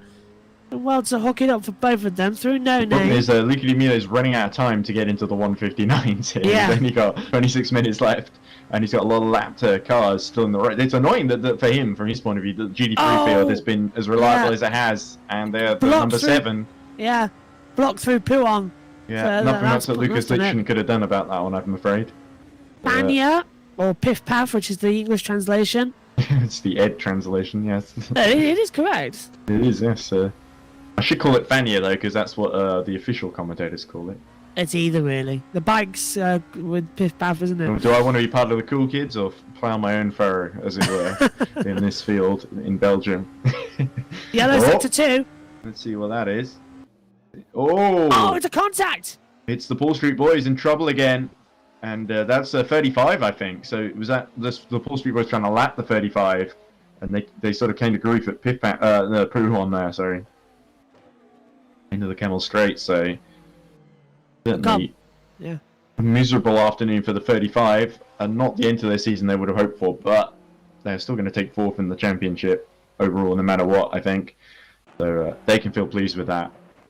A good year's work for the 35, and they'll come back stronger next season, I imagine. And hopefully they keep their consistency, which has been a big strength of their campaign. But I have a feeling next year, GD3, it's going to be between Iris and between Mugen once more. Mm. And I think Iris will have a much better chance next season if they continue their momentum. Winning the last 3 races would be a clear sign of their intent, because like I said, 60 points down to 17 points by the end. So you've got to think that they can outscore them that much. They can start the season strong in 2022 and potentially swap over. We might come to the end of the season next October and see a very, very different picture indeed.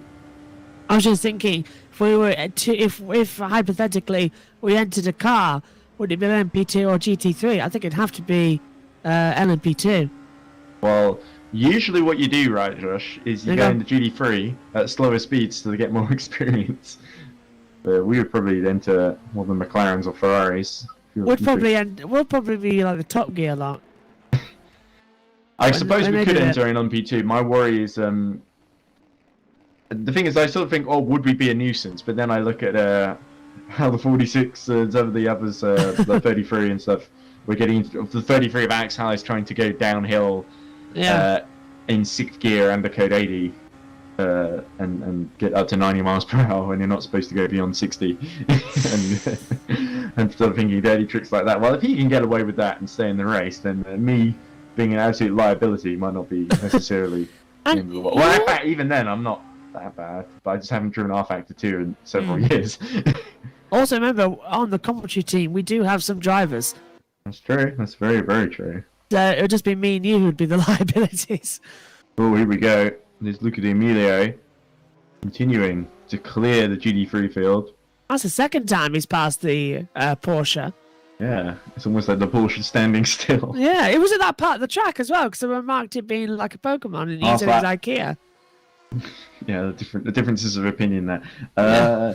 2 minutes 01.2 last lap for Luigi Emilio, so not quite as strong. Up front, it's Maguli was a tenth faster than Ballet, both in the 2 minute O3s, and a danger in the final sector. I think Kumedi had a little. Oh no! Oh, LM-P2. Big damage for. That must be the 86 of Connie Bell. You saw it crabbing horribly. The engine has gone. Oh, dear. Can the 86... But they almost made it to the pits as well. That's heartbreak, isn't it? That is Are they going to be classified? ridiculous. 22 minutes to go, and are they going to lose 4th place to the 46? That would be such a disappointment for Iris. The LMP2 team has had such The 86, misfortune. if you can't get going again, please exit to the pit lane.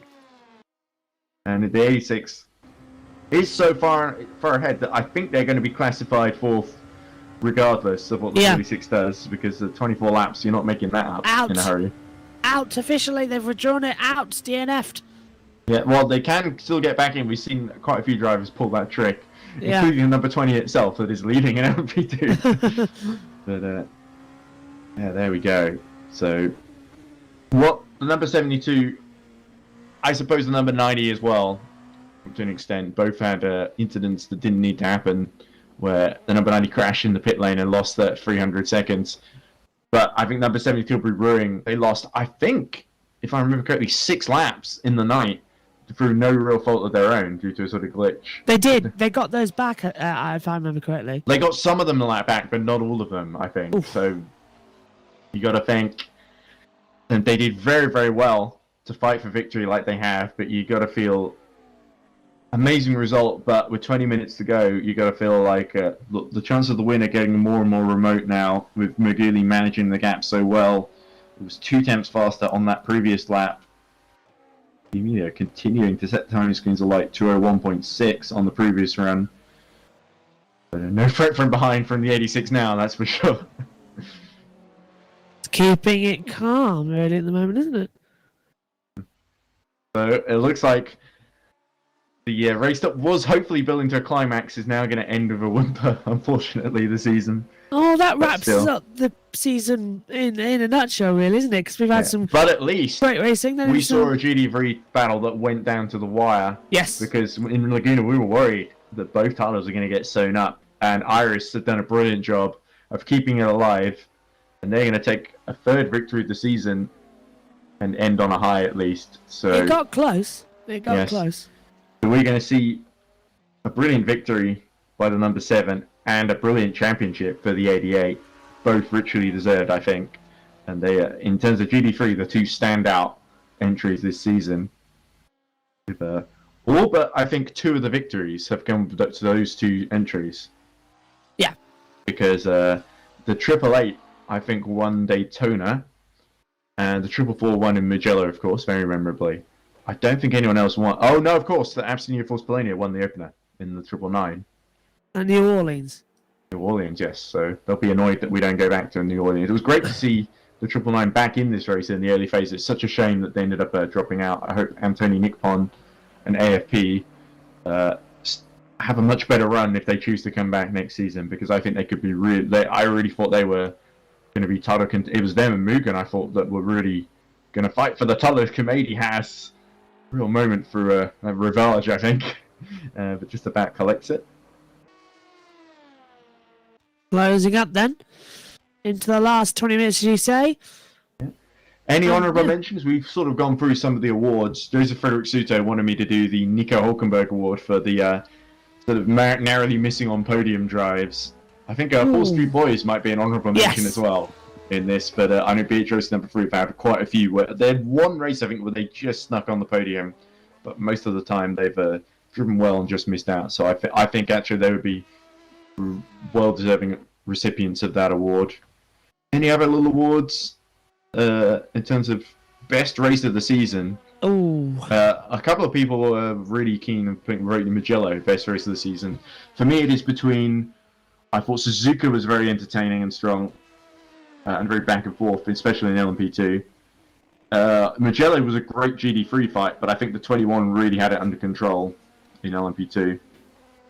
And then there's this race, of course, which has been very back and forth in both classes, and I think with the GD3 title going to the wire, I think it's been very even between both classes. So if you go back over the 24 hours, we just have seen some brilliant battling in, especially LMP2, but also in the early stages, the 3-on-4 and the 7 had some brilliant fights too. Suzuka was really good. That changed in the last hour for its race leaders. Yeah. What I would say about Suzuka was the change was there were 2 retirements, which were very dramatic, and then there was a code 80 that got the number 90 into the lead.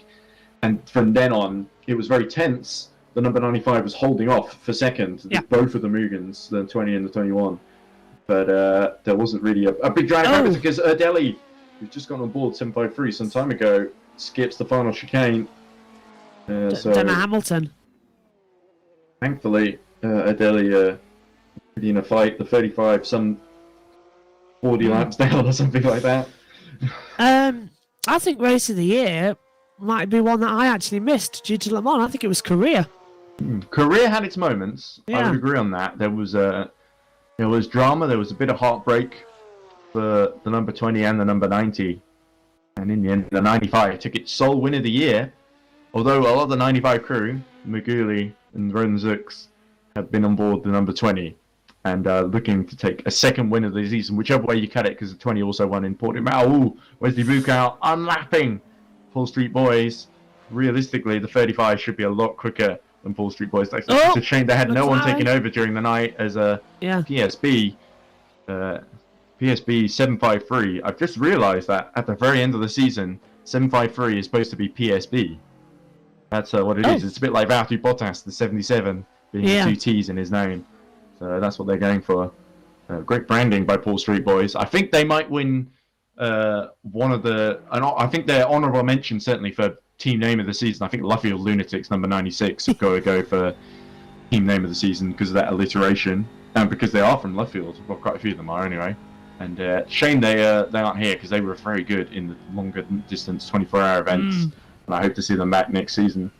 Well, would we do? I think, isn't Daytona changing to a 12-hour? Yeah, I think the only reason they did a 24-hour Daytona race is because people wanted 24 hours of Daytona, and it ended up being a bit of a slog, to be honest. I would say first couple hours, brilliant, and we had a brilliant... but by 12 hours, the race was basically over. There were only a couple of position changes in the lower end at the top 5 or 6 in LMP2. And apart from that, it was very static. I quite like the idea that we've got... I think the 4 hours are too short. And it's too much like a sprint when we're racing endurance cars. The 6-hour races... 4 hours of NOLA felt like forever for me, but... Oh, did it? Mainly because I was struggling so much with the broadcast. But... Yeah, and the track as well, you just said, was short. The 8 hours at Mugello was an interesting one and a weird one. Because we did see an amazing GD3 finish. That certainly is going to stay with me for a long time, and it will certainly stay with Nick Homewood for a long time. It was a great race. I think the 12 hours is round about the right one. Oh, look, it's the IKEA Pikachu car again. The IKEA. They're going to rename the team instead of Royal Racing Bravo to 93 to Pikachu IKEA. Actually, if they could do that for season 3, that would be amazing. Although if I was in charge of naming the team names. So Chris Tompkins says we've discovered something cursed about Paul Street Boys. Oh, what? I don't know what they're talking about. There's apparently a disreputable establishment in the middle of London, 23 Paul Street, which is apparently a club for ladies of the night, apparently, if you get my meaning. Or a strip club, as they say. Nick Homewood says the sentence "Paul Street are still flashing Wesley" suddenly takes on a different meaning. Yeah, that's a good point. For some reason, my brain just linked what you were saying to Grand Theft Auto, and then that linked it to bowling, and that linked it to my friend who, when we were in Sheffield, said, "Should we just go bowling instead of going out?" To which I made the joke, "Hey, Nico, you want to go bowling?" Hey cousin, Honestly. let's go racing. Yeah. 24 hours at Spa. To be fair, that would be the perfect night out. Get in a go-kart and just Well, go. it's been a night and a bit more than that too. Yeah. Tom Dillon just said that was very elegant of me to bring that up in the broadcast with a title about to be decided. Anyway, so, somebody says if Paul Street Boy don't use number 23, which is apparently the number of the building that the strip club is located at. There was also apparently a youth novel by the Hungarian writer. Oh, and that's Fabian Ballet in trouble. Nicely as he held, pushes though. to catch back up. But the gap almost 2 laps now. I think it's on the verge. Last lap 2:03. This was a 2:05, so a second slower than Merguli. It's looking very, very unlikely now that Mugen number 20 are going to lose this one. I And mean, to be fair, it's Go been a on. brilliant recovery. We've had 3 times they've been disconnected or hit trouble and dropped back through the field, and each time they've made their way back up, including through the night. They've done the hard work. And like I said, the 72 lost those laps. You might argue it would be a lot closer, certainly, if the It would 72 be. had not lost that time. But It at would the be same needed. time, you got to say these things. This is how endurance racing works. You have bad luck, you lose some time, and it's on to you to make that time up. I think Fabian Ballet has done an impressive job and impressed a lot of people today and yesterday.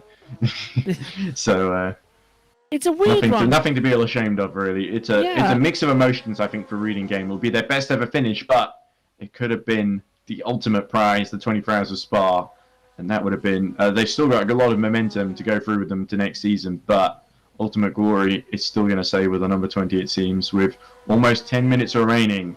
We've not got much racing left, folks, so we're going to be able to talk to our winners and our new GT3 champions very soon.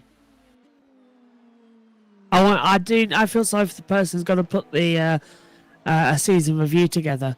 I've got to go No, I hundreds don't of think hours anyone of does footage. that. Thank God for that. I Can do you a imagine going commentary. through They it? can't ask me to edit a whole 24-hour, 114-hour season or whatever it is. Yeah.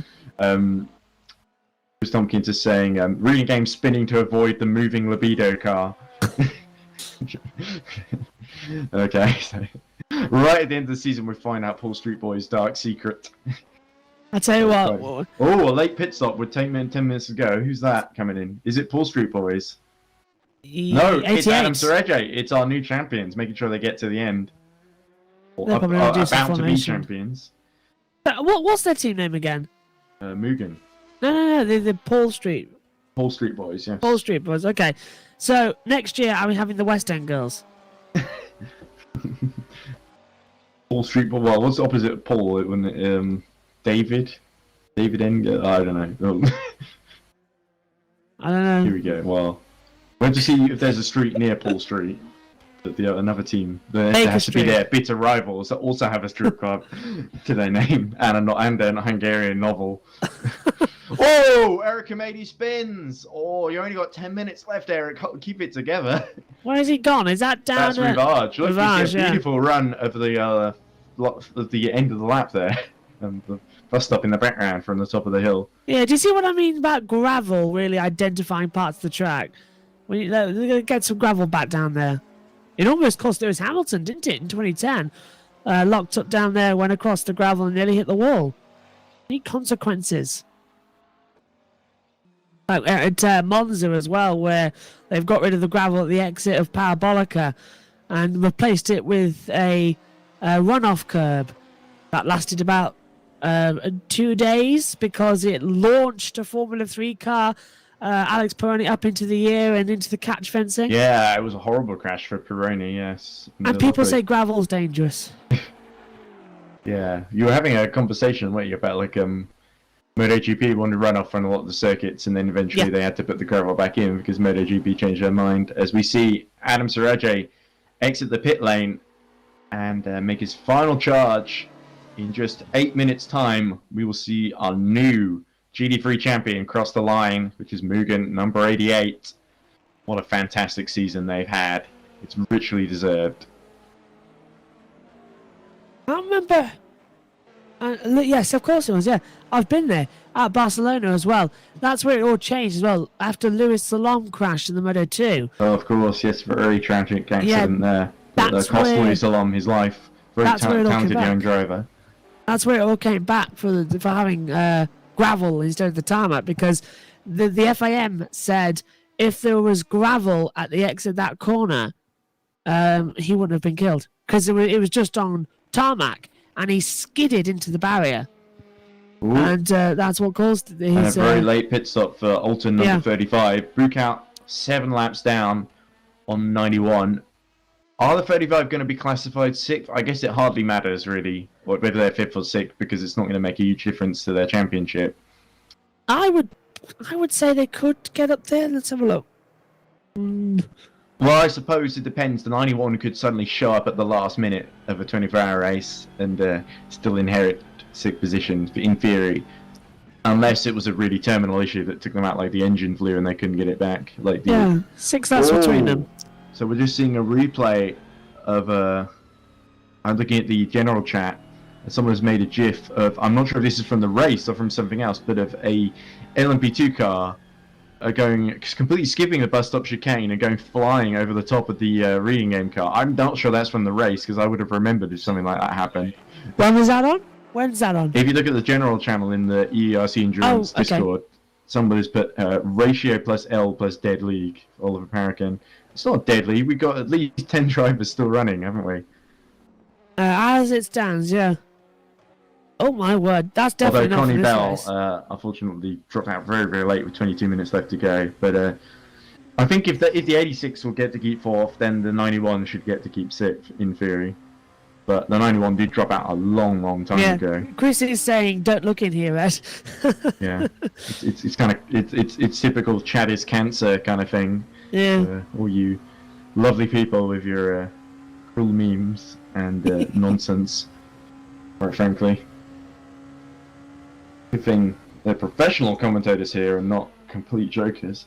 Although we do invite some of you on for brief interviews. And Anyway. 6 Getting minutes closer. left of the 2021 EERC Endurance Racing Championship season at Spa. The 24 hours turns to 5 minutes now. So this is where it's really crucial not to blow it. And I mean, don't spin off and don't blow the engine. 3 laps to Really. go. For this man, it's going to be his best finish and the team's best finish in the EERC.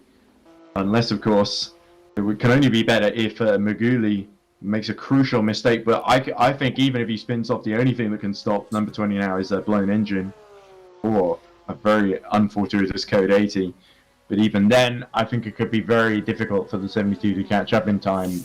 Time running out here. And for GT3, it's really just a matter of keeping going. 10 laps, the gap that the 7 has put on the 88. A shame, but for all those laps, it won't change the position in the championship, sadly. I wonder But how it long. has been one of the performances of the season by the number 7, and it's not been easy. The 314 pushed them all the way in the early stages, and then once the 314 dropped out, the number 7 just had to consolidate its advantage, and that's what they've done. 3 wins on the bounce for the 7, though. That is a great momentum for season 3 next year.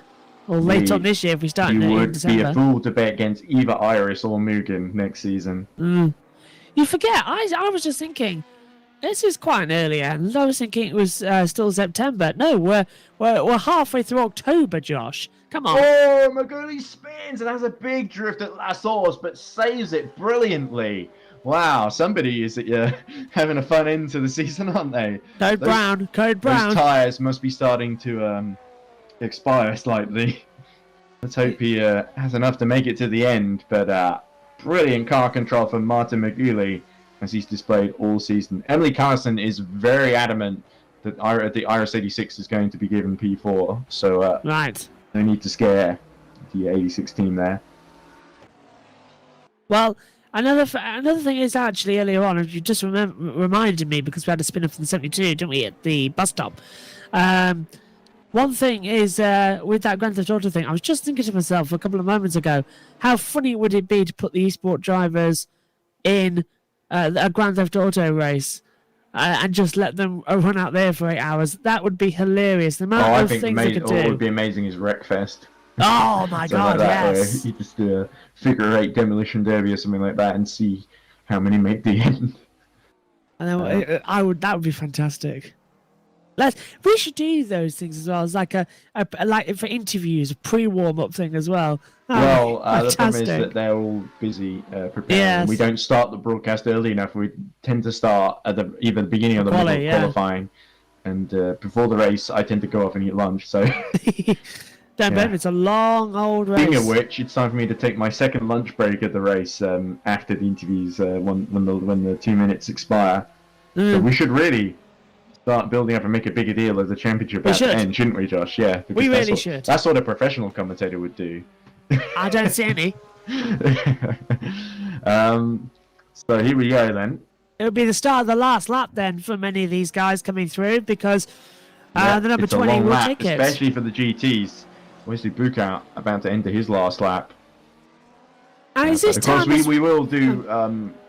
It's just wait for the winner to cross the line. So it's about Maguli really, and then of course the number 7 Iris. My screen stopped. Is it? Oh, sorry about that. Yeah, it says stream paused. Ooh. Oh, minimize the application. Sit tight. Oh, do you want me to sort that out? This happened at Laguna Sega. Okay, well, if you're getting really stuck, just watch a YouTube stream, and I'll do the talky thing because it's probably not time to fix it before the race ends. Yeah, Chris, if you're listening, you've stopped the Discord. Well, it might be me. Oh, hang on.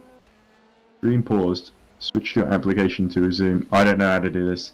It just says stop streaming at the bottom, so I assume it's still going. Well, I'm on 1:55 to go, and I've got a different screen. I'm watching Martin McGurley come through anyway. Oh, okay. Back. All good.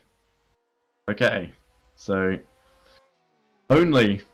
he's going to get it either this lap or the next one. It's going to be tight, isn't it? How many laps we got left in this one? But I think McGurley might be able to stretch another lap in. That's amazing. So it's going to be a 4-lap end in the 6 minutes. That's a very quick lap time. His last was a 2:05.257. His first sector was okay at 33.369. So yeah, he's pushing for it. It could be that I tabbed away from OBS. That was probably what happened in the thing because I was trying to look at the overlays. It's a shame we don't have a champion graphic, but I guess it's not too big a deal. We didn't have one last year either. If you want, I could attach a lead to my computer and play some applause. We have got race results, but it doesn't matter. So Kamedi has just come into the pits right at the end, I believe, just so he can finish the race because nothing bad will happen in the pit lane. Yeah. And Cole in the 46 into the points car doing the same. 27 Bukout was seconds. only 4 laps away, by the way, from catching the number 91, so brilliant effort I think from Bukout and the entire 35 team. So much trouble as Moguli begins what will be the final lap of the 24 Hours of Spa and the final lap of the season. He flashes the lights, victory beckons, and it's going to be a well-deserved second victory of the season for the number 20 and its crew. I hope he knows that this is... Oliver Paracan just exiting the pits. Oh, no, it's Cole, sorry. Yeah. I hope he knows that this is actually the last lap, and the last he completed wasn't it like what happened at Le Mans. I think Le Mans actually goes up there for Race of the Year as well. That was a great one. Well, it was very entertaining. I felt Le Mans wasn't quite as good as Mugello or Suzuka, or even this. I feel like some of the battles at Le Mans. It rained at Le Mans, which really was entertaining, but split the order a bit. And we had to have a red flag and restart the start because everyone was crashing. Yeah, I remember. Well, feels like a common occurrence at Le Mans, unfortunately, with those chicanes. But anyway, I can't wait to go back to Le Mans next season. It's a brilliant fixture on the calendar, of course. Oh! No. Yellow in the second sector. Shall we see if that's anybody? Okay, everyone. Code 80 in 10 seconds. Oh, no. Not sure who that is, but the race could end under code 80 then, as Maguli is halfway around the final lap. So we're going to get a very... 5, Wesley, 4, it's Wesley. 3, 2, 1. Race will end. Missing the rear wing. The number 7 has lost its rear wing. So it's only got to get to the end. And there's his championship rival right ahead of him, the 88 running in second. He's about to put a 10th lap down. I think he just lost a lap because it was 10 laps ahead earlier. Do you reckon it was contact between the two? Oh, I have no idea. We'll have to see, but Maguli has only got a little straight to go. They're not going to get to the pit lane before the end of the race, unfortunately. So the race will end under code 80, and Maguli gets the weave before he even crosses the finish line, and Fabian Ballet cannot catch him. This code 80 came too late to help Reading Game, sadly.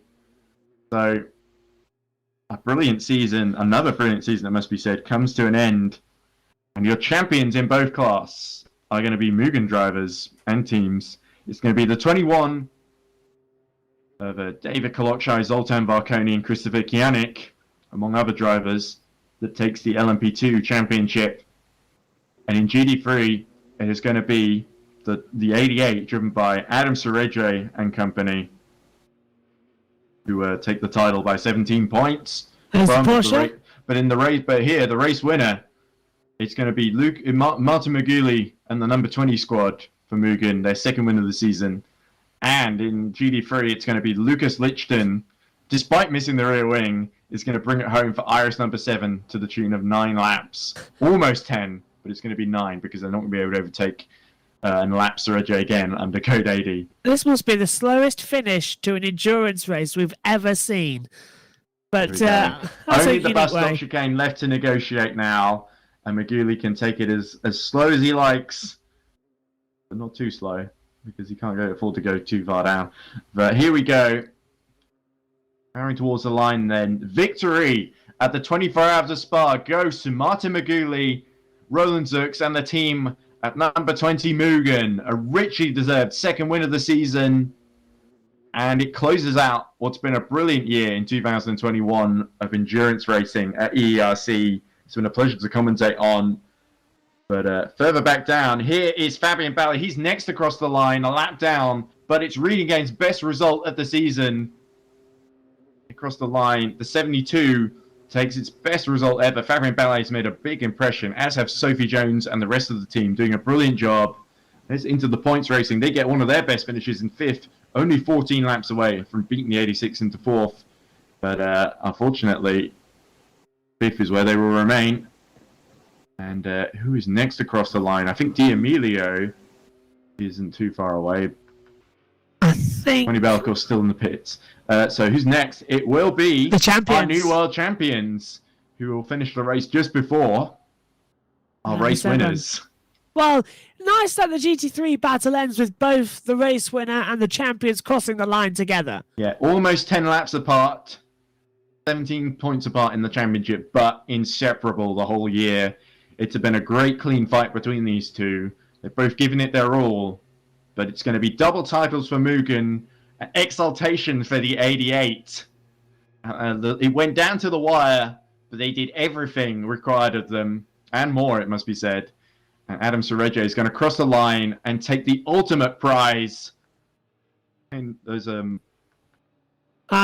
is just behind. Maybe the other car there. So Lichten wins the race, but Adam Serraje and the 88 Mugen takes the GT3 title for Season 2 of EERC in 2021, and they cross side by side with the race winners. Oh, lovely stuff.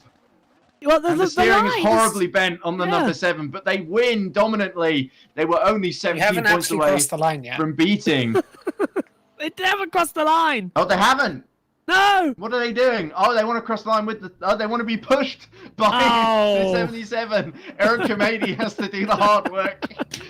At the final hurdle, Iris take a double podium in GT3. The engine is destroyed.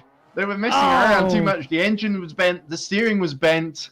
Everything was bent, but they still take the victory. Anyone else who hasn't taken the checkered flag yet, code 80 ends.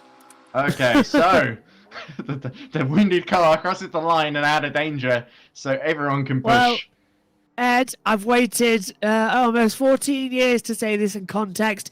I think the king should finish his last race. Well, there we go. So let's see if we can get Adam Serraje in. Let's add him as a friend. That might make him more likely to talk to us. Everyone else is back up running. 4th in the GT3 class. Back up and are going to cross the line. But Luca D'Amelio crosses the line, takes 3rd.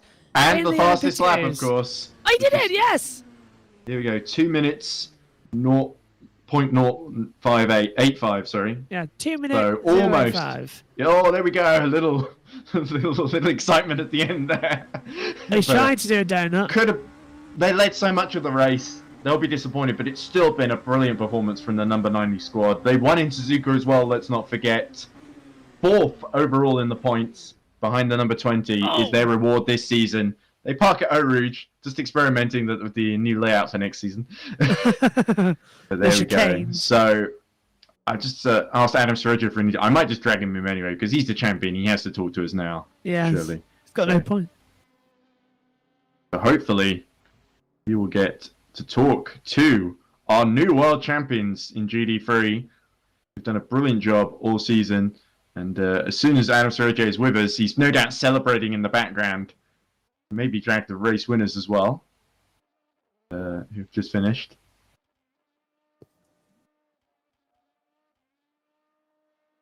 And we've just been joined, hopefully, by the race winners in LM-P2, Martin Maguli and Gabor Hivesi.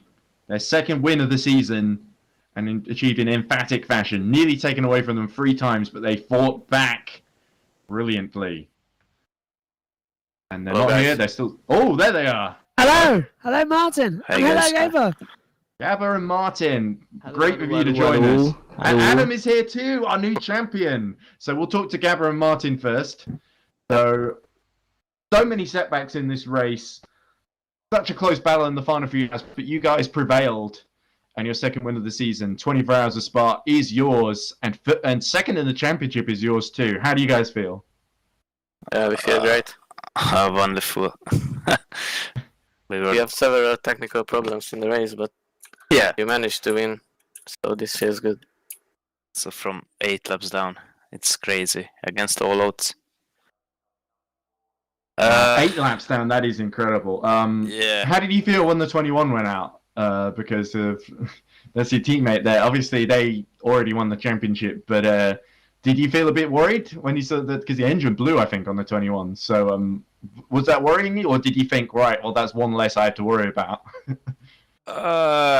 They already won the championship, so they wasn't that sad. So it was like a free position for us, to be honest. We needed the 6th place to maintain the 3rd place in the championship, but with that win, we got the 2nd place, I think. Yeah. So no, not at all. Oh, well, brilliant job, by the way, for you. It's been a really strong season. I'm sure, even though you missed out this season for DEAC Hackers and for the number 20, I'm sure you're going to bring the ultimate prize next time because you've driven brilliantly. But someone who has won the ultimate prize is Adam Serraje, who's still with us. So hopefully we can talk to Adam now. Adam, you've just become the 2021 Season 2 EERC GT3 champion by 17 points. Obviously, the number 7 beat you in the last couple of races, but you didn't have to hold off that huge advantage you had. Remember, the 88 won 4 races in a row in the middle of the season. Richly deserved championship. Well done. How do you feel? First of all, thank you, and I would like to congrats to the Irish guys because they did a very good job in the last races. Actually, it was a very tough, not a good race. And we have a lot of stress and confusion in the team. So yeah, sadly I drove just 4 hours. So Okay, so you've not been in the longest, but you must be tired because 4 hours is still quite a while. So reflecting on the season as a whole, obviously it's kind of 2 halves. So the first half went really, really well, and the second half has been much harder going. It's been about survival, and like you say, today even though it was a really, really difficult race, still good enough for second place, really. There were some scary moments earlier on where the 88 was in a potentially position where the 7 could beat them, beat you overall in the points, but you clawed it back and just about held on. So it has to be said that the 88 did everything it needed to do and more, didn't they?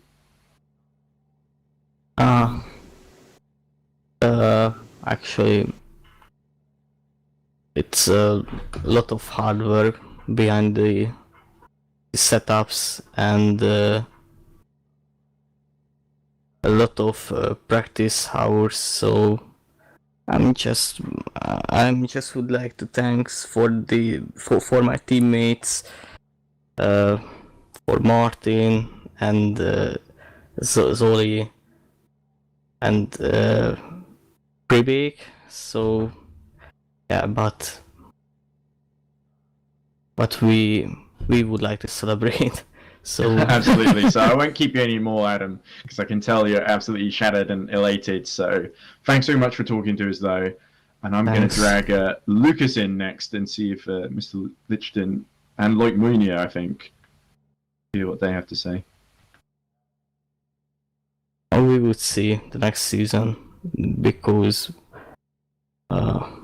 we have a lot of other leagues and we would like to improve team, guys. So yeah, we will see.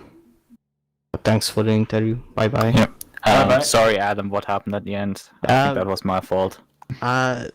Nothing. So I just would like to end the race together, but I think What happened that at the was end was Adam won the sweet. championship. Yeah, Adam was still on the outside when I pushed to wide, and that's I went to No wide problem. for him being still there, and that spun me into the wall. we just wrote a report, so no.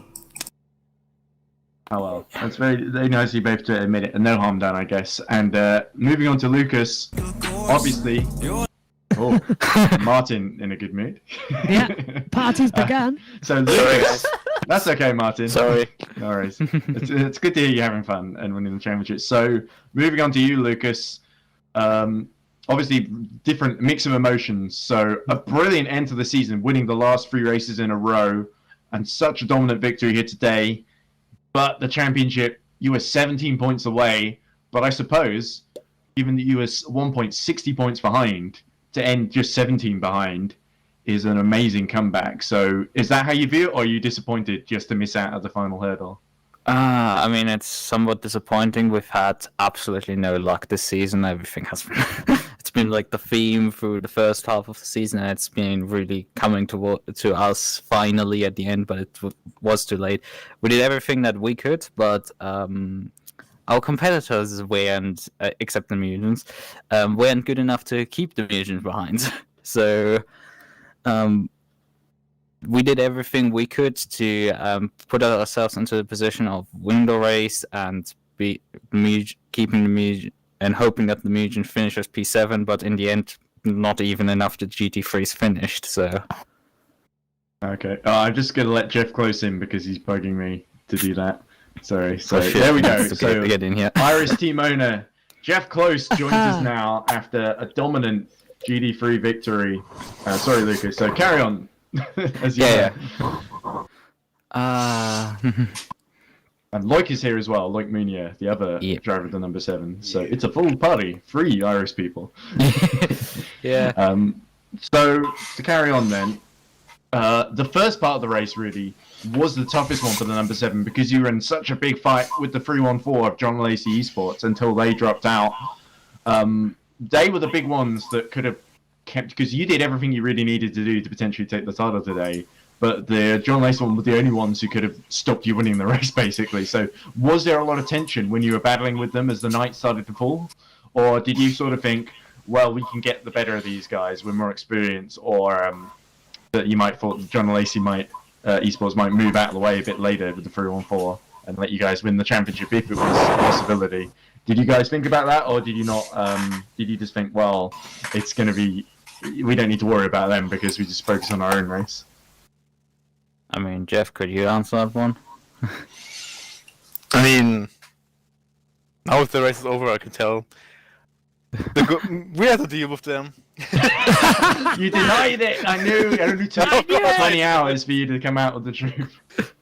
The deal was if the Mugen 88 is 7th or lower. Well, the deal was fight on your own until the last half an hour of the race. If the Mugen 88 is 7th or lower. If not, keep fighting. I don't care. I mean, that's fair. I guess it's fair enough. But, Yep. So if they, I mean, we were pushing obviously to gap, to run as fast as we could, to keep obviously being in the fight for like a potential win if the Mugen didn't drop far enough down, which it didn't. But in the end, the 314 sadly added up to the list of dead cars. That was quite a long one. But honestly, big respect to them. Coming back from P10 to finish P2. Yeah, they didn't really make any mistakes compared to a lot of I was other just saying in competitors. commentary, it's a shame because they were almost 10 laps down, but that's only one position, so it wasn't enough. Yeah, If there were a few other quite cars in that unfortunate. gap, could have made things slightly different, but it wasn't to be, unfortunately. Like you said, all that bad luck early in the season just made it just out of reach, but can't fault you in the last 3 races, especially a superb job by Giovanna Iris Automation. I can And tell you as briefly, well, before we move, go on. we had some alleys this race. Yeah. About 6-7 cars. Oh, so nearly the whole GT3 field. No. Half of the fields. Half, right. But apart from our 77, every single one retired. So, Yes. just before we let you go, looking ahead to next season, surely winning the last 3 races of the season, cutting a 60-point gap to a 17-point gap. Do you guys think next season you're going to go in with a lot of momentum? Surely you guys have got to be. It's going to be Iris versus Mugen Part 2 in GT3 next season, or do you think there's going to be someone else, or is it going to be an Iris walkover? I mean, from what I've heard from what I heard, the end of Adam is like, is Mugen even coming really back? Yeah, I think both our teams probably won't come back next season. Oh, okay. Well, that's not good news for me as a commentator, but we'll have to see. I'm not sure some of the yet. drivers Maybe might come back. Yeah. And some 1 or 2 cars, but not as many as this time. It's the typical EERC thing where in between seasons everyone changes names as the teams of teams, and like 50 new teams pop up, and they're all title contenders. Yeah. I mean, I'm always a driver who's like, who's just going to race, and I might come back as a driver, but I have to see. Okay. Well, congrats on not just second in the championship, but 3 brilliant wins in a row for all 3 of you. Obviously, Moina and Lichton as drivers, and Jeff, you as a team owner. So. I drove as well. Oh, you drove as well. Sorry, I forgot about that. Yeah. In that case, congrats to all 3 of you, the crew of the Iris number 7. That has impressed so much this season. We always knew from the start it felt this season was going to be a battle between you and Mugen, and you proved it. You proved that you could beat Mugen and put on a great show. You were the only ones to take the title down to the wire, to the last race, to the last lap almost, with that little collision at the end. But certainly you entertained us. You've given us a brilliant show, and we hope to see some of you back next season if you can be there. And so best of luck. Enjoy your victory, and we'll see you around. Thank you. Yeah. And waiting patiently in the waiting chat was Chris Gitzev. Hopefully he's still around somewhere. Chris! Hi. How are you? How are you feeling after that? It was fun. It was fun. Yeah, obviously a bit of race direction there as well, mainly. But oh, I'm hearing a lot of disconnections. Yeah, all the drivers are leaving from the other chat. It's too many user disconnected. I couldn't actually hear what they were saying. I was asking, how was that from you as race director? But did you do any driving in this race, by the way, Chris, or is it just a? Yeah, I did racing between 6 a.m. to 9 a.m. I think. That's probably why I didn't see you driving, because I was asleep at that point. Yeah. I just woke up at 9 and I thought, oh, Chris has probably stopped driving by now. It was pretty eventful for me. I I had fun trying to figure out how to drive the car because apparently I forgot how to drive it, and I couldn't take Radion flat for the majority of my driving, which was weird because you should be able to drive it to take it flat easily, but I don't know. I later figured out how to take it flat without dying, so it was fun. I really enjoyed it. I had very interesting battles with the faster LM-P2s, especially with Sophie Jones. I really enjoyed that battle. Sophie Jones for reading game number 72 did a brilliant job this race. We tried to get 72 in, and Fabian basically said to us that, I need to eat something, I'm starving, and I kind of agree with him, so I'm trying to get through as many interviews as I can before I stop for lunch. But yeah, brilliant day. There were some amazing battles actually at Spa. Spa always gives some really entertaining racing. So Chris, do you want to reflect on the season as a whole before we move on to the next interview? Because I imagine, unfortunately, not a whole lot to say about your driving side of the race. How did your team do in the end, by the way, Chris? Because I forget who you were driving for. This race I was for the Valle number 90. We were okay, you're third. So Podium. So just missing out on the victory, but you did get Luca did get fastest lap, luckily. Yeah, it was very unfortunate because it was just coming in the pit lane. We didn't see it, but the front left hit the wall, didn't it? Yeah, it was very unfortunate. We had very good night stints. Robert and Luca had very good night stints, and Brad had amazing start, so he was able to clear the way for them to go gain time on the others. Then we had some netcode issues, I suppose. I'm not really sure what the issue was, but there was a car that teleported into our car and it's totally totaled it, and we lost like 4 laps. That's where we lost most of our advantage, which I believe Reading was like... Games said they lost 6 laps at one point as well. Another issue we of their lost own, 6 laps. Everyone has their hard luck stories, I think, in the top 3. Yeah. But, except for number 20, of course. But even then, they had dropped back 3 times in the race. Yeah, they did brilliantly. I think they were the one that won the race. Or it was the 21, I believe, they DNF'd early on. Yeah, the 21 blew the engine, halfway through the race. Yeah, the number 20, they were way too fast. I was trying to keep up with them, but I was also trying to figure out how to get up to pace. So it was very interesting for me. It was hard, which is good because there's still a lot to improve. So they managed to get a lap either from my driving as a whole or from... I don't think they were any code 80, so it was just probably strategy and everything.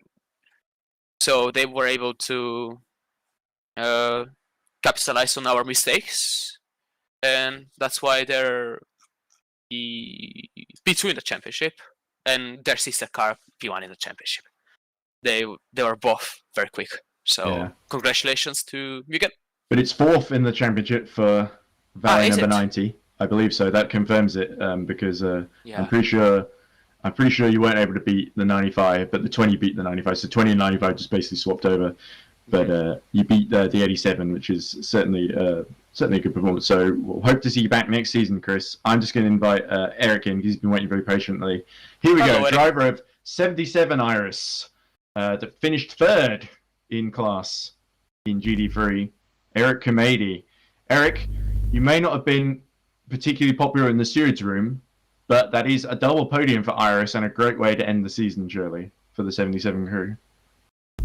Yeah, it surely is, considering it was my first race coming back after like 7 months of inactivity.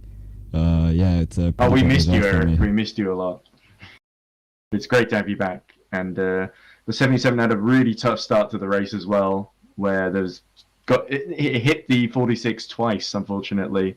Miro's getting into real trouble in the early stint, despite some really good pace in qualifying.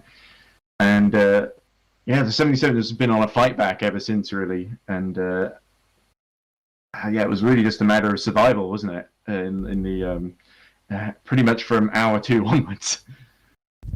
Yeah, basically it was survival.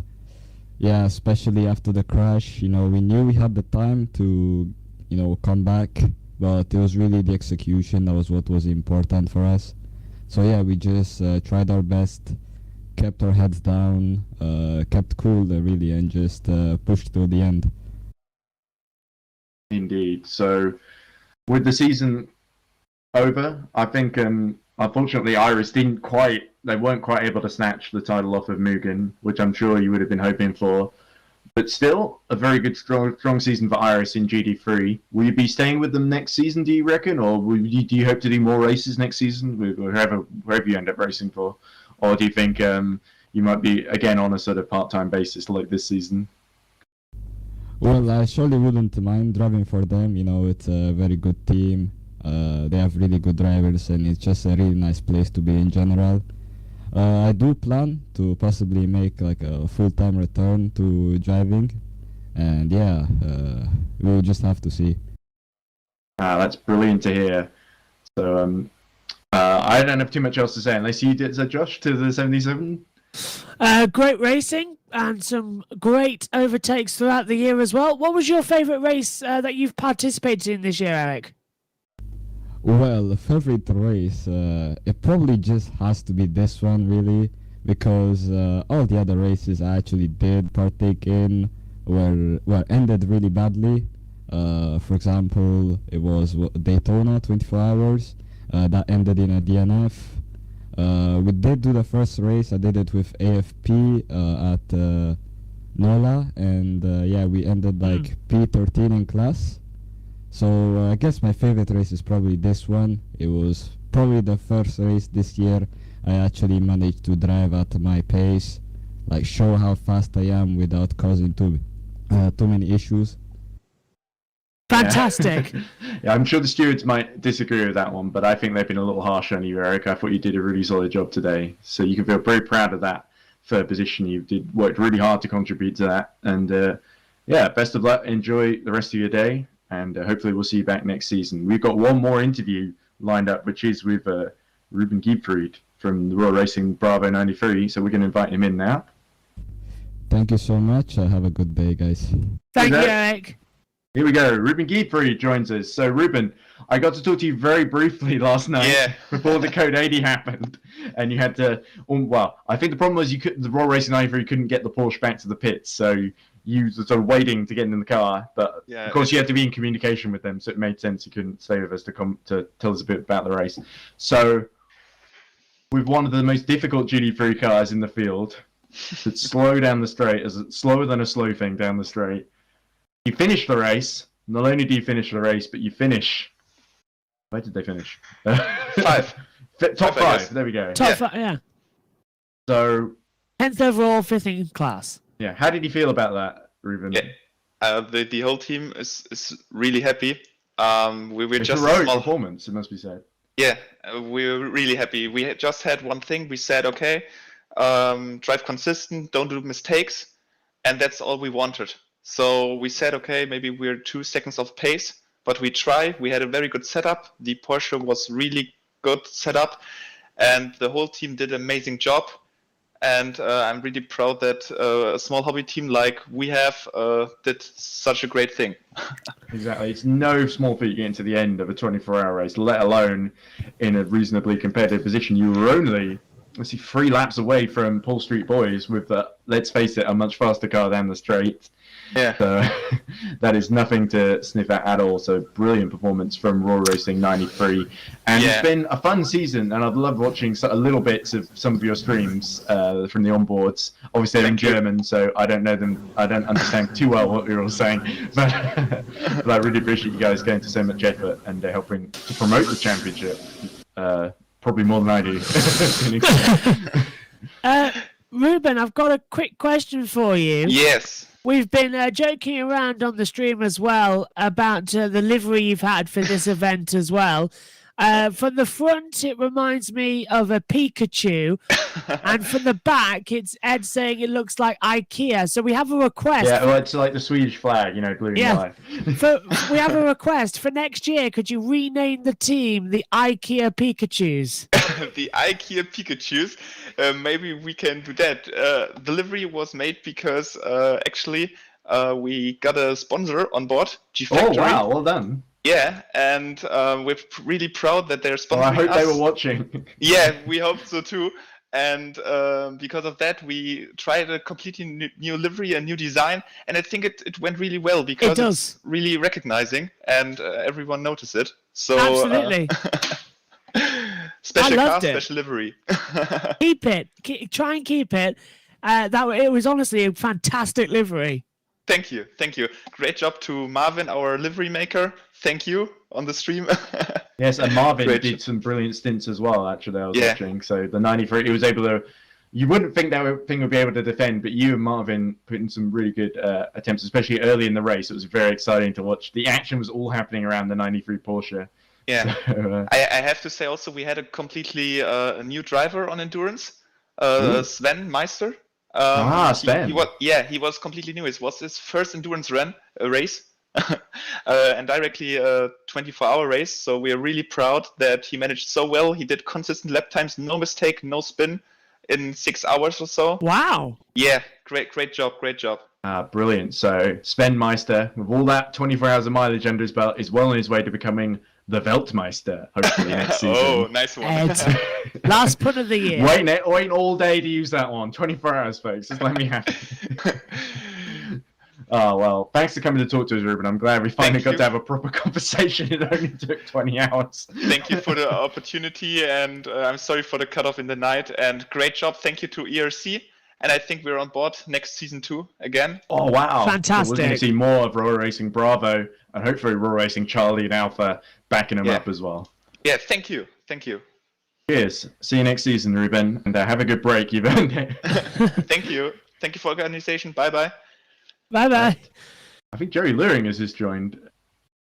We'll see if Jerry wants to talk or not. But I think that might be it because I'm sort of tired. And I can invite Chris in. Because Chris. I think you, Josh, me, and Chris should get the last word, maybe. I think that's the correct one. So I've just moved race director Chris Tompkins in to help end the stream because I'm very bad at endings. But with the season over, Mugen won both championships, but GT3 went down to the wire. We saw 5 different winners, I think, in both classes over the year. It's been a great year for EERC, hasn't it, Chris? Yeah, it's been an all right year. I think. There are some things we can definitely look at improving, but for the most part, I think we could probably do 1 or 2 more commentators for 24 hours. Yeah. But it was been a pleasure, seriously, and 2 years in a row, I feel like I'm so much better at commentating. Well, you wouldn't know it from listening to me, but I feel a lot more better confident than I did last year, because I remember having a real slog at Road America for the 24 hours there. But it's worth it at the end to see a champion crowned and to talk to some of these brilliant drivers. It's some great personalities. We're really lucky to have all of them. So if you compete in EERC this season, top marks to you, even if you didn't quite make it to the end of any of the races. But most of you did, so hope to see you all back next season. So Josh, have you enjoyed your first half season doing commentary with us? I have, and it's been nice because usually if I'm doing a commentary, as you know, Ed, when we've been on Formula E together, it's you're always on camera or you're looking around and having to do That's a million something we can things. improve next season. Have a little picture for certain slow sections of the race. Yeah, that would be fantastic. We need to get the concams. But the thing is, when I'm doing the races on other channels and that lot, you're always in vision. So you can't properly have a relax and have a chat. Whereas with the endurance racing, it has been more like a cricket commentary, a test match special commentary. You've got fantastic racing you're watching as well. You've got the stewards issuing decisions helpfully so we can all see.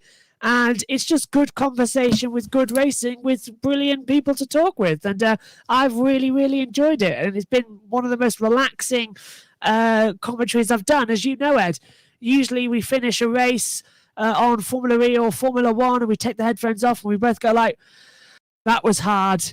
let's not do that again for a while. But every Because time there's so much to yeah, cover. I feel like we do yeah. a good job, even without using replays often, Yes. of covering everything that happens in an endurance race, despite there being Yeah. so many cars in the field, despite the race being so long and so many opportunities for things to happen, especially in 24 yeah, hours. and that's the thing. With this, you don't feel tired that much when you take the headset off. It's only after the 10th or the 11th hour that you start to really feel it. Yeah. But anyway, But- you'll know that feeling soon enough. I will, yeah.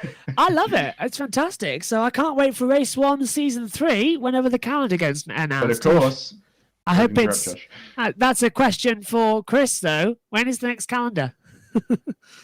Soon. Good.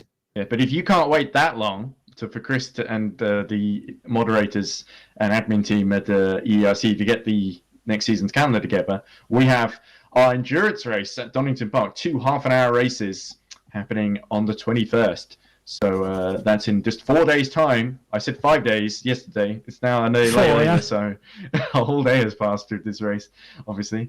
So really looking forward to that. I'll be doing commentary. Hopefully maybe Josh or someone else can come along. But I'm if you want to trying. join the commentary team, you're very welcome to if you're listening to this, because we desperately need the help.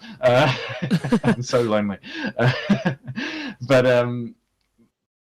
looking forward to that, and hopefully to see some of these teams and drivers there. But a brilliant season ends in Spa. 10 brilliant races, over 110 hours of racing, and it finally ends with the 88 and the 21, the world champions. And we will see them back next season, I'm sure, some of those brilliant drivers. But from me, from Josh, from Chris, all of us at EERC, thanks to our sponsors, Sadler Electronics and Gridfinder, who've supported us this year and last year and will hopefully stay with us in the future. We'll be back soon for touring cars, but for those endurance fans, we'll see you in 2022. Thanks for watching and listening. Bye for now.